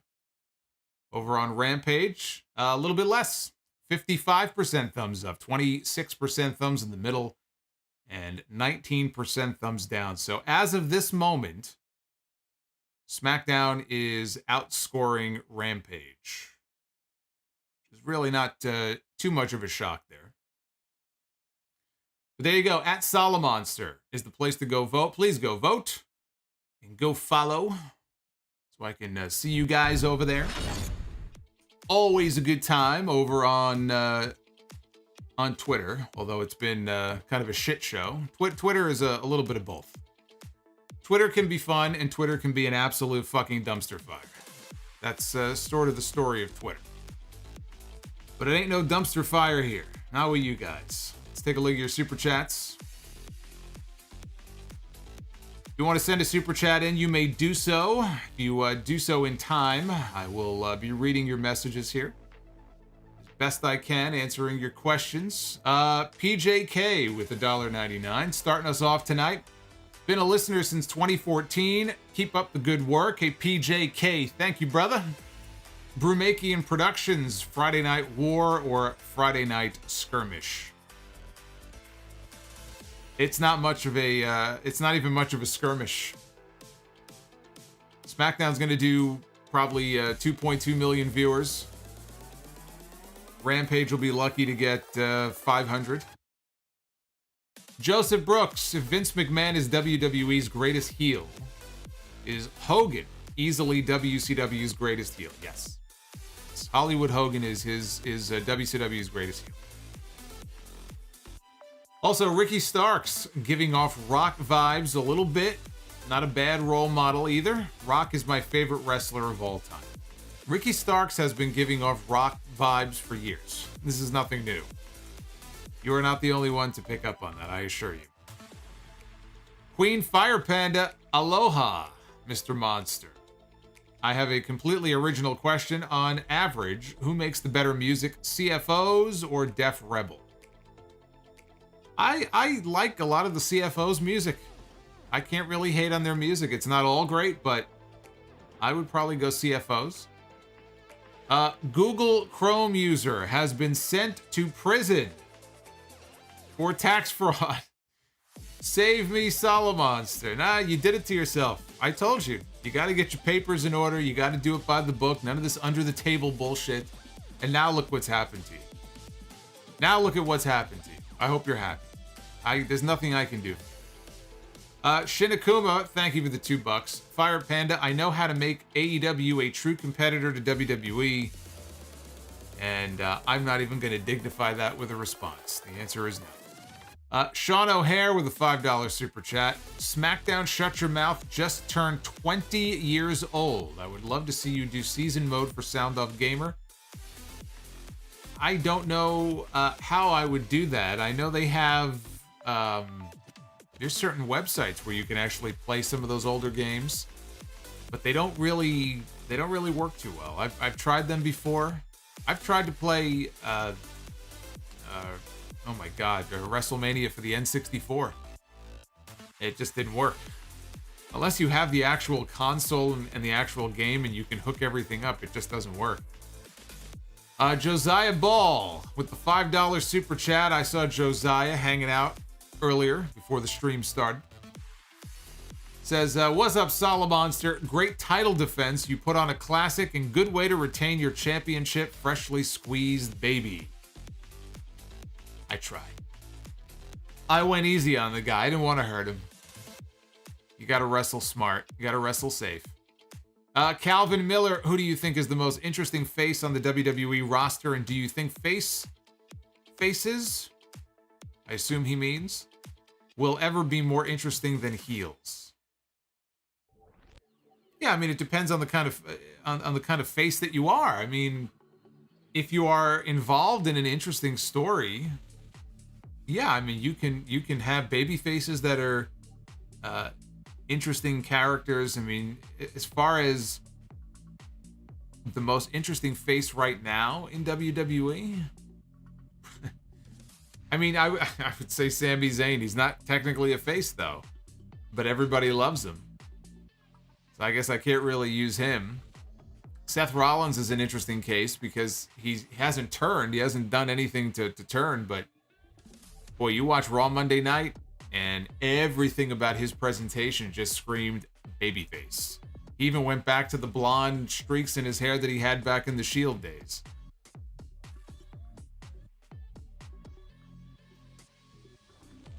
I don't know. Most interesting face on the roster.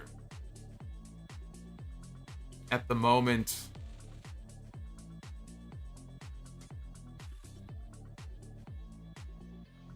I'm drawing a blank.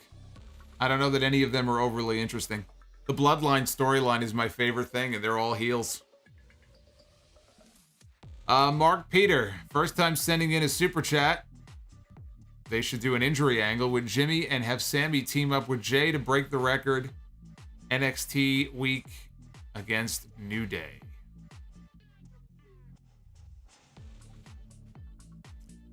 Angel Silva, should Sammy shave his beard and cut his hair when he becomes a babyface, or keep the hobo look? Also, The Rock against Shawn Michaels or Stone Cold against Bryan Danielson? I mean, The Rock against Shawn Michaels. Come on. As far as his look, yeah, I think when the time comes, he should at least trim the beard. I mean, it's getting out of hand. As a heel, it works. I think once the turn happens, gotta trim that thing down a little bit.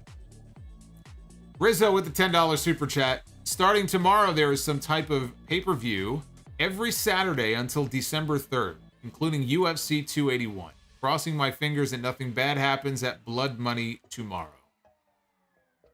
Well, I'll tell you one thing you ought to look for. I think our guy, our boy Fawaz is hanging out with us tonight. You gotta keep your eyes peeled for a sound-off sign. Or a Solomonster sign of some kind. If you are watching Crown Jewel, keep your eyes peeled. You might see something. Cameron Spencer, I am a fan of wrestling comedy. What was funnier, Lashley's sister segment or Bayley, This Is Your Life? Both were very funny. I see Cameron Spencer is off his meds. He missed the dose. And he's not thinking clearly. So I will have some sympathy on him. Dev to Dust, I miss Solomonster's 2020 pandemic look when he grew his hair out and had stubble. I don't miss that at all.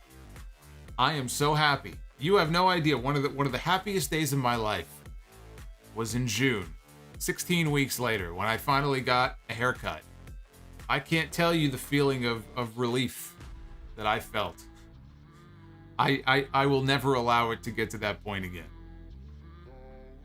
That was awful.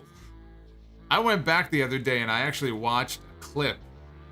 I clipped something from one of those streams in like May of 2020 or whatever it was. And I couldn't even believe it. I said, how did I even go on the air looking like that? It was awful. Shawnee in the Wrestling, 1999 super chat says, love you, man. Not that you need ideas, but for the 1-year anniversary of Vince McMahon's retirement, I think it would be cool if you did a one-time only return of a mega This Week in Wrestling. Love when you talk 1992. Enthusiasm is mutual.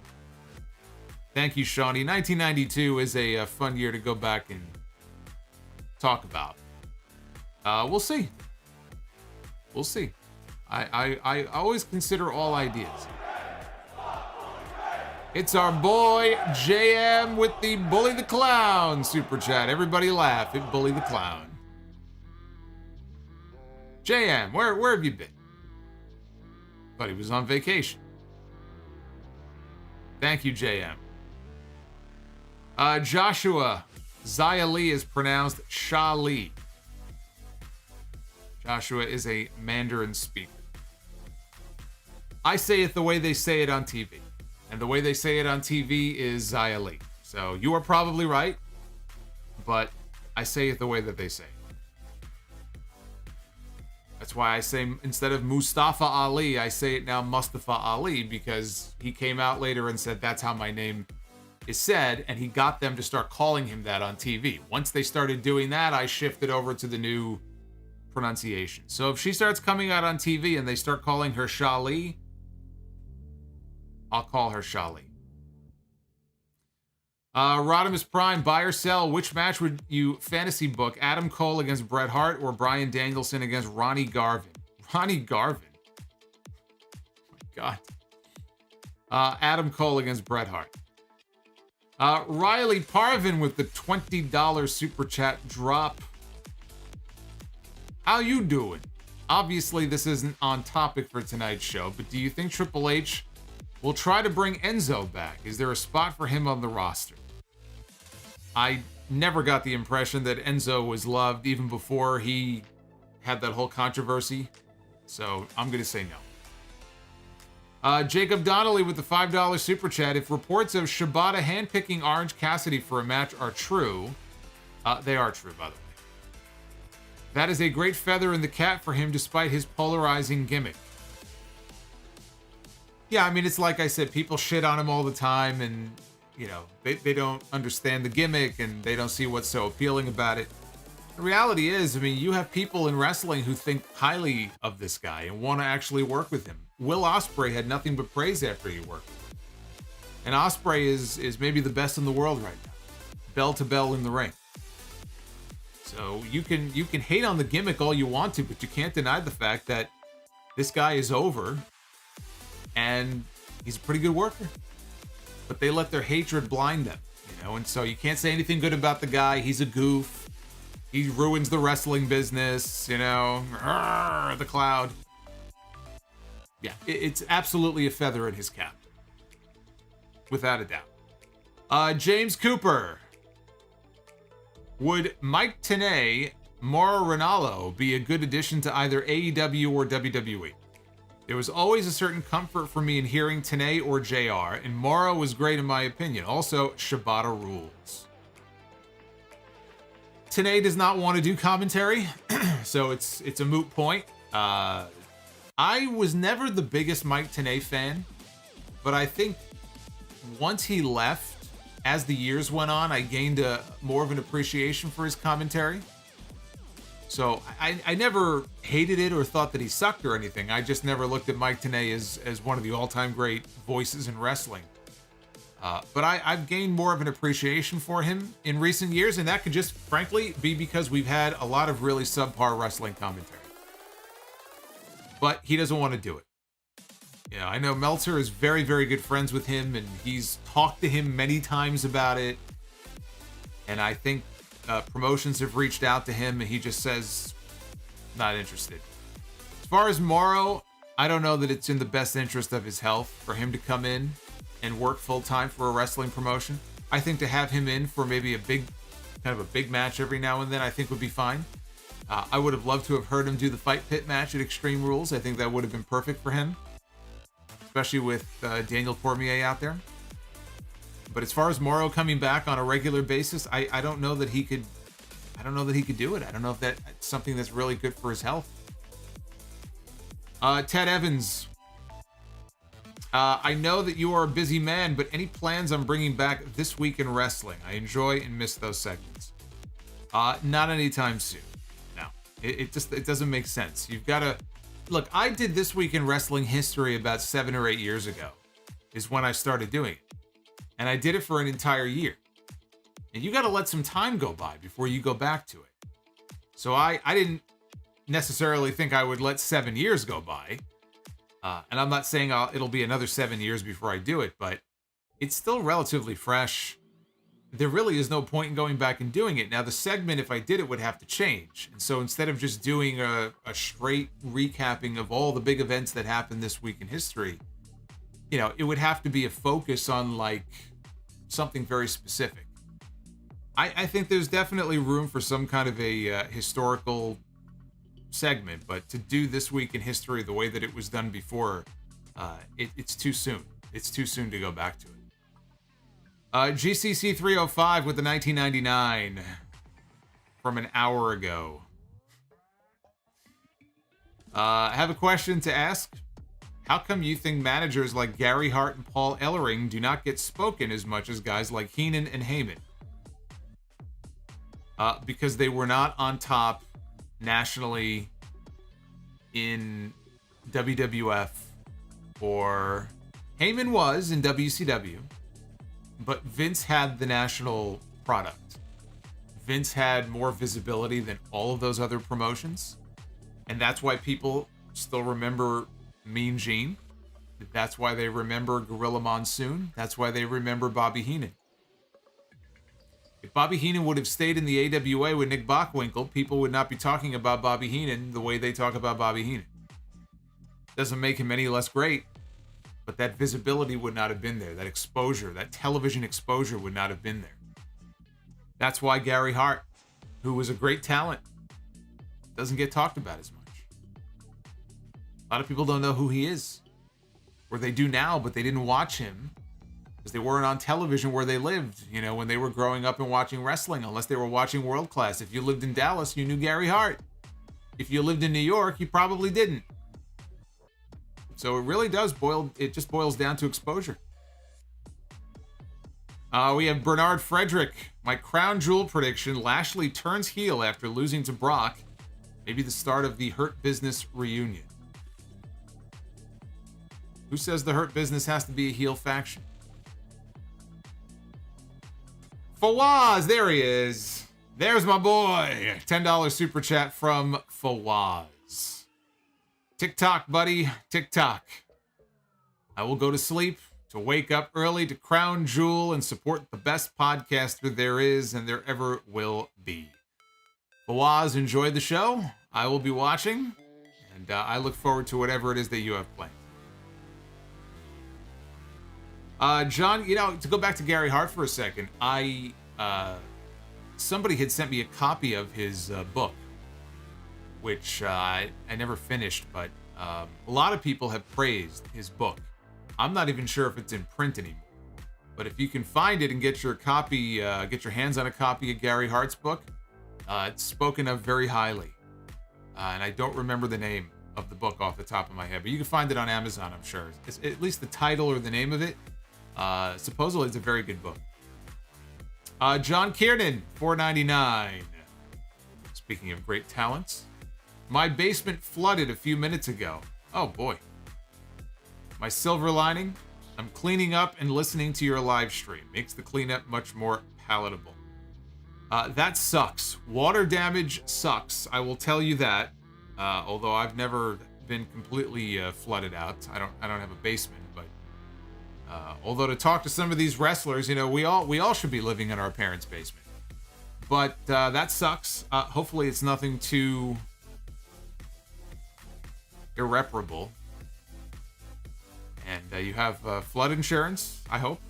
I don't know where you are, actually. But hopefully it's not too bad. But at least we can keep you company here during the cleanup.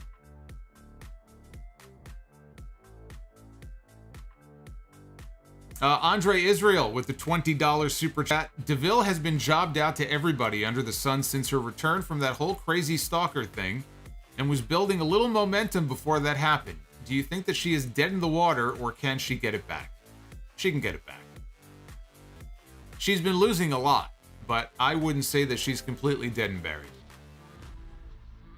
Cameron Spencer. Why do you think people pay for Peacock when you can watch wrestling and other sports for free on many different websites without paying a cent? Because people don't want to go on their smart TV and load up watch wrestling dot whatever it is, you know, with the hope that they might be able to get the stream to work, and then it doesn't, and it buffers, and it's not HD, and it looks like shit. That's not how people want to watch TV. And also, a lot of people don't know about that. You're a wrestling fan. You're on the internet all the time. You know about that shit. I know about that shit. A lot of regular people don't know about that shit. They don't know where to go. And frankly, a lot of regular people are like, hey, Peacock, $4.99? Sounds good to me. I'll pay for it and get full HD. I know where to go. I have the app on my Roku. Boom, boom, boom. I'm there. It's done. It looks great. People want simplicity. It's not easy. It's not easy. If it takes effort, people don't want to do it. But also, you know, a lot of people don't have an issue paying for it. There's nothing wrong with paying for it. Wrestling, that is. I have to be careful with the things I say around here. Slim Yoshi, $5 super chat. Enjoyed Smackdown tonight. Going to need Rey and Gunther to run it back at Survivor Series. Also look forward to the Sweet Saudi Money title tomorrow. Brother, we stopped doing the Sweet Saudi titles after the last one. We didn't have a title for the last one. I think the last one we did was Sweet Saudi Money. Was it 6 or 7? I don't remember. It might have been 7. I've lost track, frankly, of what number we're up to. This is either 8 or 9. But, yeah, we don't do those no more. Metal Rules with the $20 super chat. You know damn well if Vince McMahon was still in charge, Otis would have eventually been changed into Bastion Booger 2.0 for his amusement.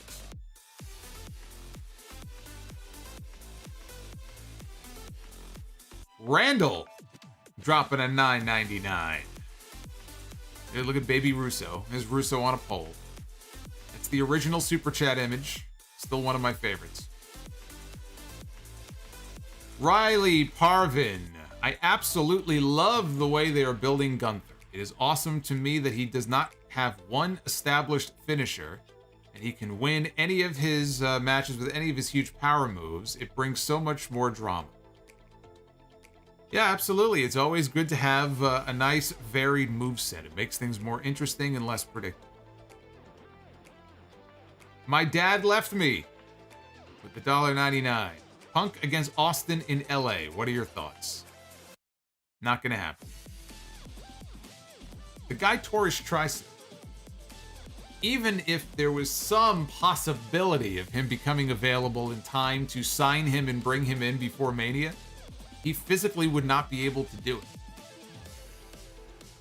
it. Ted Evans, do you ever think about getting into acting? I think you got the gift, bro.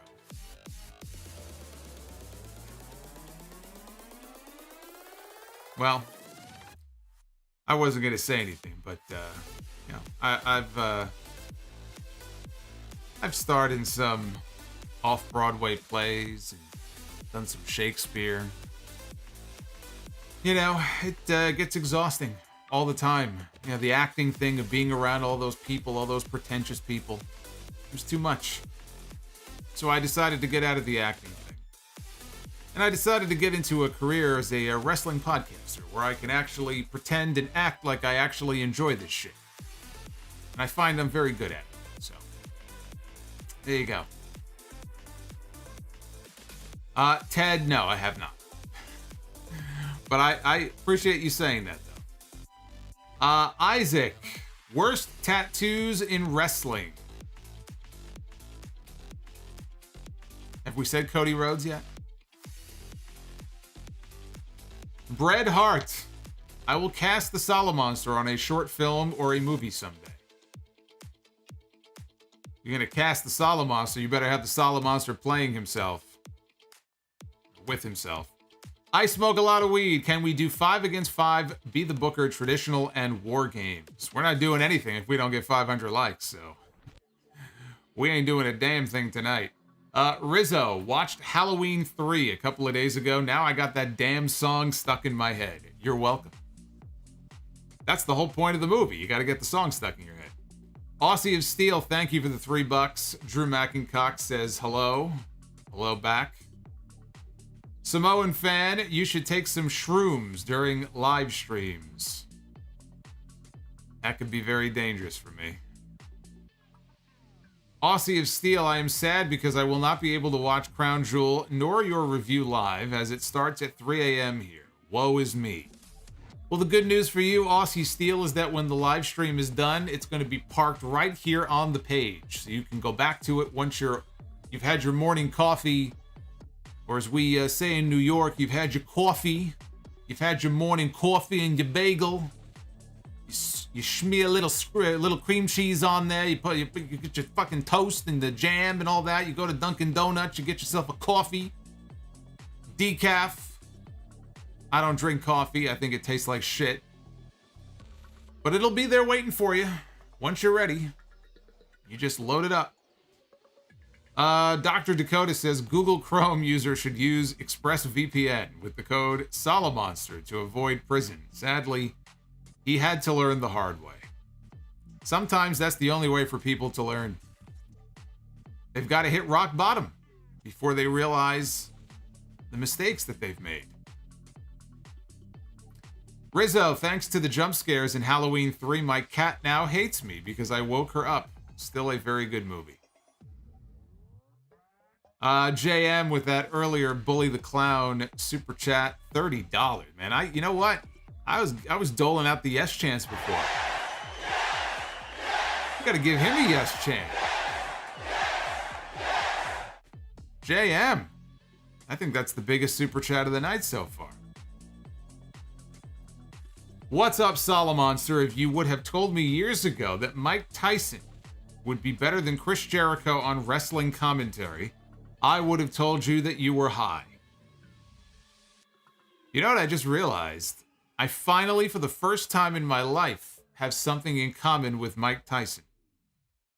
We both have done wrestling commentary. So I can tell people that me and Mike Tyson, we got something in common. And we both know what an STO is, unlike Excalibur. Shawnee and the Wrestling. Buy, rent, sell as your roommate for at least a month. Bully the Clown, Vince Russo, and Dixie Carter. I know you wish you could keep them all. I would room with Dixie Carter.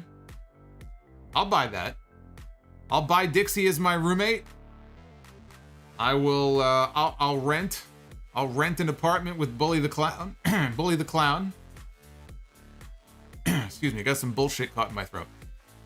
And, yeah, I will not be living with Vince Russo.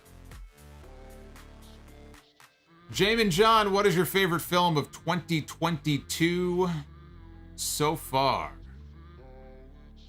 A lot of the movies I've watched didn't even come out this year.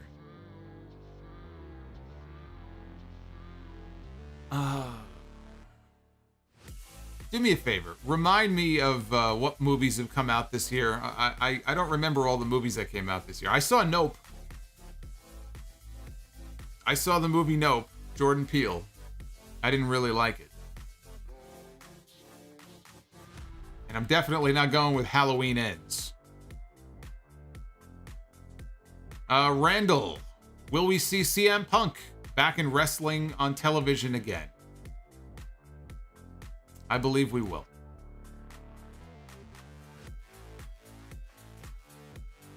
So nice he sent it twice. Hey, Randall, thank you. In my eye. With a tear in his eye. Tripod with the 1992 Super Chat. I will get to you in a second here. Boney.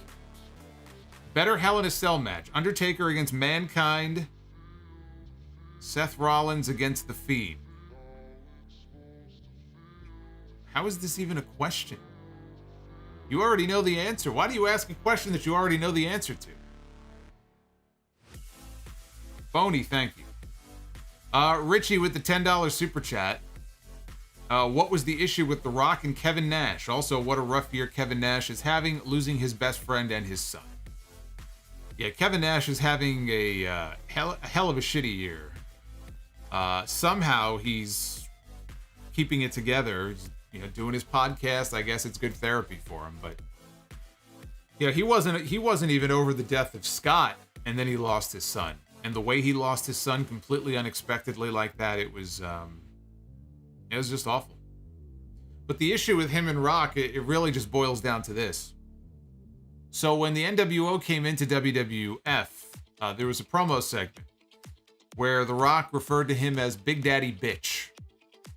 And he didn't like that very much. So they had a match on TV, and if you go back and watch it, there was one spot I think he was giving Rock maybe knee lifts in the corner or something, and then I think he got up in his face, and that was legit. That moment there was legit. He was getting up in his face going, all right, you want to call me names and talk shit about me. But for years in WCW, as the story goes, Nash would make comments like, oh, if I ever went, nose to nose with The Rock, like on promos or something, I'd mop the floor with him. He's not that big of a deal. Like, he would talk a lot of shit about The Rock. Then he went to WWE, Rock punked him out, and he didn't like that very much. But Nash was actually on his podcast a few months ago, and I think somebody asked him a question about Rock, and yeah, he was cool about it, and he said, yeah, look, I forgot, in so many words, he basically said, yeah, I was, acting like a bit of a dick back then. So, it's all water under the bridge now, but yeah, the Big Daddy Bitch line is what really got to him. It's a great line, by the way. Fire Panda, I will not have any coffee slander on your streams. Coffee tastes like shit. I apologize for nothing. It's amazing I can even function. How late I go to bed some nights, I don't drink coffee. It's amazing I don't have bags under my eyes like Punk does. Tripod. Did my homework about Lisa Evers. She is a reporter for Channel 5. Oh, yes. I know who that is. Well, Channel 5 is WNYW, Fox 5 here in New York. But I know her from Hot 97. She used to be known as Lisa Silva of the Guardian Angels. And made an appearance on Tuesday Night Titans. She was married to Curtis Sliwa? No. That can't be right. Lisa Evers was married to Curtis Sliwa of the Guardian Angels at one point? Is that true? Rizzo with the $5 super chat. Now, bro, that was rude, bro. Because, bro, I would so live with you, and bro, we could do a monster on a pole match, bro. Huge ratings, bro. If I had to listen to that all day long, I'd fucking blow my brains out in the fucking closet in the back. 24 hours, I wouldn't survive. By the 15th bro, how high up are we? Be throwing myself off the balcony. Andre Israel, what's your favorite wrestling video game? I personally have to go with SmackDown vs. Raw 2006. I absolutely love that game. WrestleFest. That's the best wrestling game. Shawnee in the Wrestling, bro. If I could sell myself, bro, we could talk about the golden era, bro. Why Raw sucks, bro.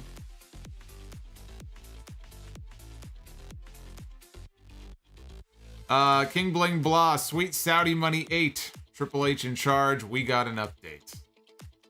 Nah, it's not that good. You could do better than that. And Mr. Notorious Chico.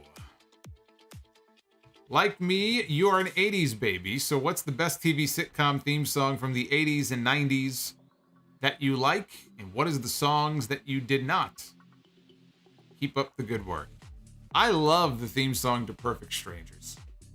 That just made me happy to listen to that song. So Perfect Strangers would probably be pretty close to the top of my list. I got, those TV sitcoms from the 80s, I mean, they really did. They really had the best music. Night Court had a fucking bitchin' theme. Full House. And there's a lot of them, actually. You know what? Growing Pains had a pretty good theme. Growing Pains had a pretty good television theme. Of course, you can go back to the Jeffersons. You want to take it back even earlier than that. You go back to the 70s. You have the Jeffersons. A little before my time, but I used to watch that quite a bit when I was younger. Different Strokes. Mr. Belvedere. Mr. Belvedere, actually, pretty underrated song. That's a pretty good one, too.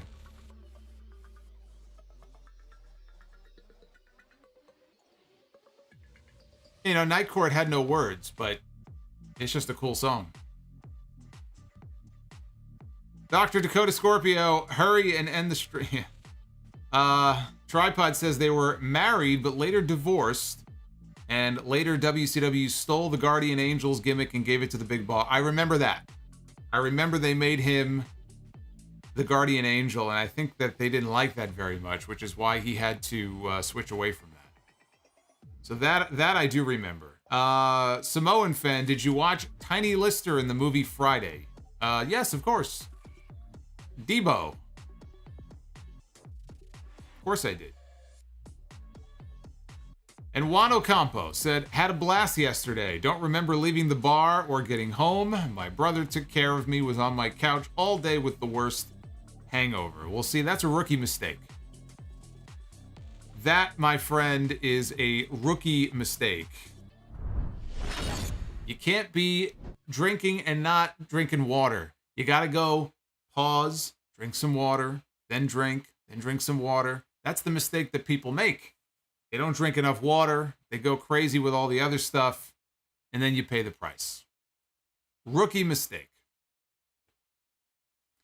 But hopefully you had a great birthday. If you remember, Juan said the other night that it was his birthday, so hopefully it sounds like it was a memorable one, only you can't really remember anything that happened.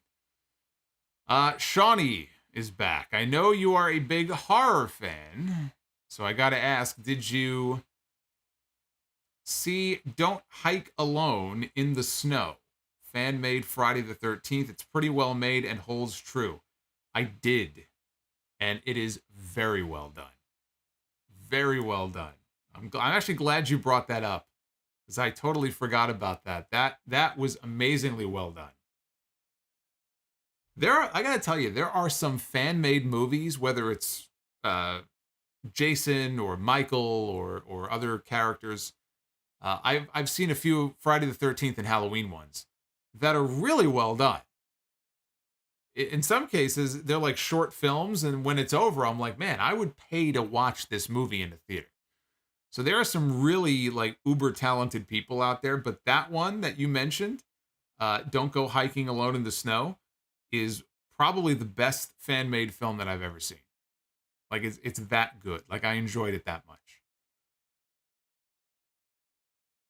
Scott Woodford, the Smashing Pumpkins show was awesome. Yeah, Scott said he had a concert tonight. Did an NWA match break out in the middle of the concert? Did fucking Tyrus come on stage and defend his championship? Dead man walking.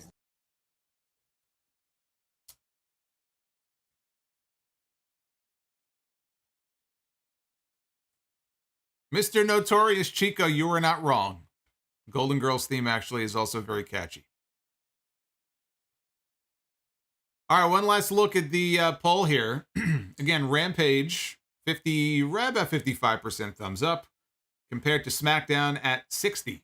So, not a lot separates the two. I thought both shows were actually pretty good tonight. I enjoyed both shows. Our boy Lovelai has a super chat coming in. What wrestler manager scared you the most as a kid? Kamala and Kimchi. He was pretty freaky there in my early years. Michael Cuomo with the $4.99. Even 80s cartoons had great themes. Ninja Turtles, DuckTales, Chippendale, etc. You forgot Darkwing Duck. He-Man. Tell you, those are the days, man. Those were the days. All right, one last check of the like count, just to see if we hit our goal tonight. And we did. How about that? Right at the buzzer, too. You guys you have a flair for the theatrics, I will say. So I won't waste any more of your time. We hit the goal. And it is time. Hey, Tripod says, who's the boss? Had a good theme, too. Who's the boss? You want to know who the boss is? I'm the boss. Ladies and gentlemen, it is now time to be the booker. I'm the boss. And that means I run the show.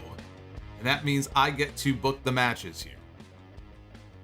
So, we are going to end the week with a little Be the Booker action. But first, Richie says, is Randy Orton going to still use the RKO?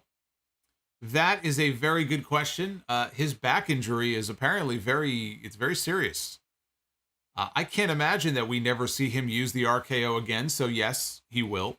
But I think if he does come back, he's going to have to come up with another move and save the RKO for, those kind of special occasions. I don't know that he can keep landing on his back like that. And Mr. E 1976 says, here's to the tip jar. Thanks for everything you do and happy 15-year anniversary. Thank you very much. This weekend is officially the 15-year anniversary of the Sound Off. Although we'll probably do a separate live stream just to kind of hang out and celebrate later in the month. But yeah, this weekend is 15 years. So thank you, Mr. E. We begin with Ricky the Dragon Steamboat here in Be the Booker. Former NWA World's Heavyweight Champion, former Intercontinental Champion Ricky Steamboat, one of the all-time greats. I will happily book Ricky Steamboat on my show. And I will book Ricky Steamboat. Look at this. Ricky the Dragon Steamboat against Will Ospreay. Holy shit, what a match that would be. Imagine both these guys, Ospreay today against Ricky Steamboat in his physical prime. What a fucking match that would have been. Ricky Steamboat is wrestling this month. Going to be in a 6-man tag on an independent show. Steamboat against Will Ospreay could very well happen at some point, although Steamboat is not in his physical prime anymore.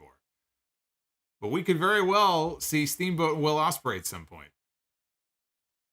We live in at a time where that match is actually possible. That may be truly one of the best matches I've ever booked.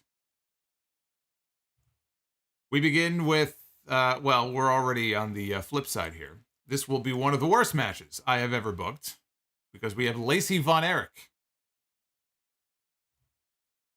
Lacey Von Erich, I don't know, I wonder what she's up to these days. I know she's no longer wrestling.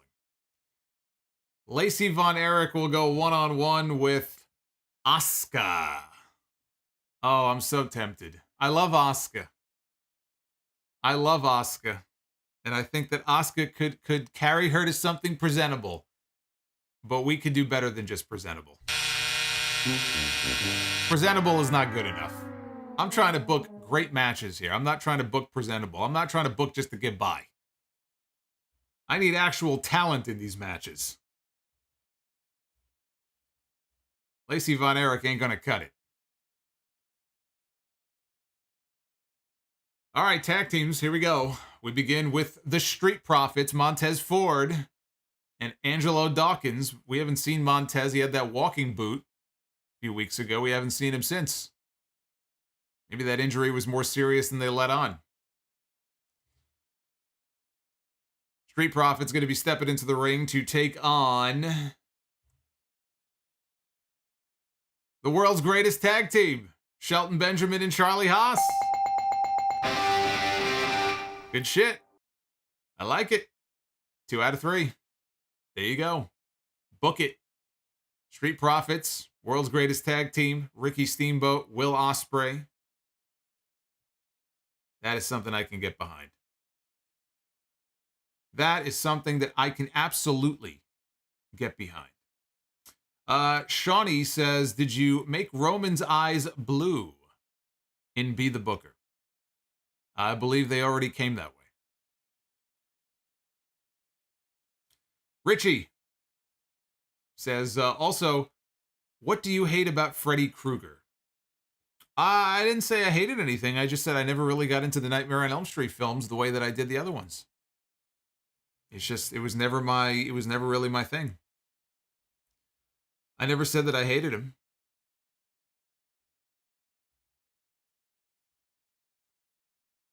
And Dr. Dakota Scorpio. What's going on, Dakota? We would have gotten away with no Be the Booker if it wasn't for these meddling kids. But the GOAT Lacey on Be the Booker, I'll allow it. Lacey against Asuka, 5 stars. Yeah, maybe minus 5 stars. Oh, Dakota. Thank you for the support. William, if you just go to YouTube and type in Never Hike in the Snow or Never Hike Alone in the Snow, it should come right up. It's on YouTube. It's free to watch on YouTube.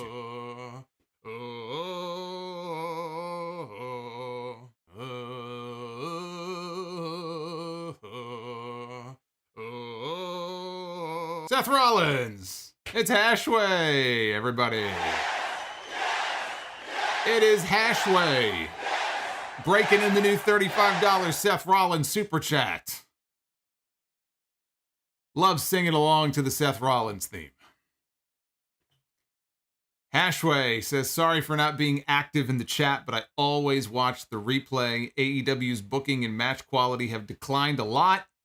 So thank God for Sami Zayn to make me enjoy my wrestling. Anyway, hope you are doing well. Mr. Dynamite, yes, that is a new Super Chat. I mentioned it at the beginning of the stream. Hashway, always good men. As long as I know you're okay, that's all that matters. And AEW has lost a lot of that shine they had. The bloom is off the rose. So the shows will vary in quality. A lot more than they used to. Dynamite was usually very good for consistent quality, and that isn't always the case now. They've had a lot of issues. I talk about them every week. I talk about the good. I talk about the bad. So you are not alone in feeling that way. I can't carry a tune, says Maze the Great. What are you talking about? You wish you had the rhythm that I had. I just hit my desk. EJ Slemp, my favorite theme of all time is Where Everybody Knows Your Name from Cheers. Even people who have never watched it love that song. That's a classic.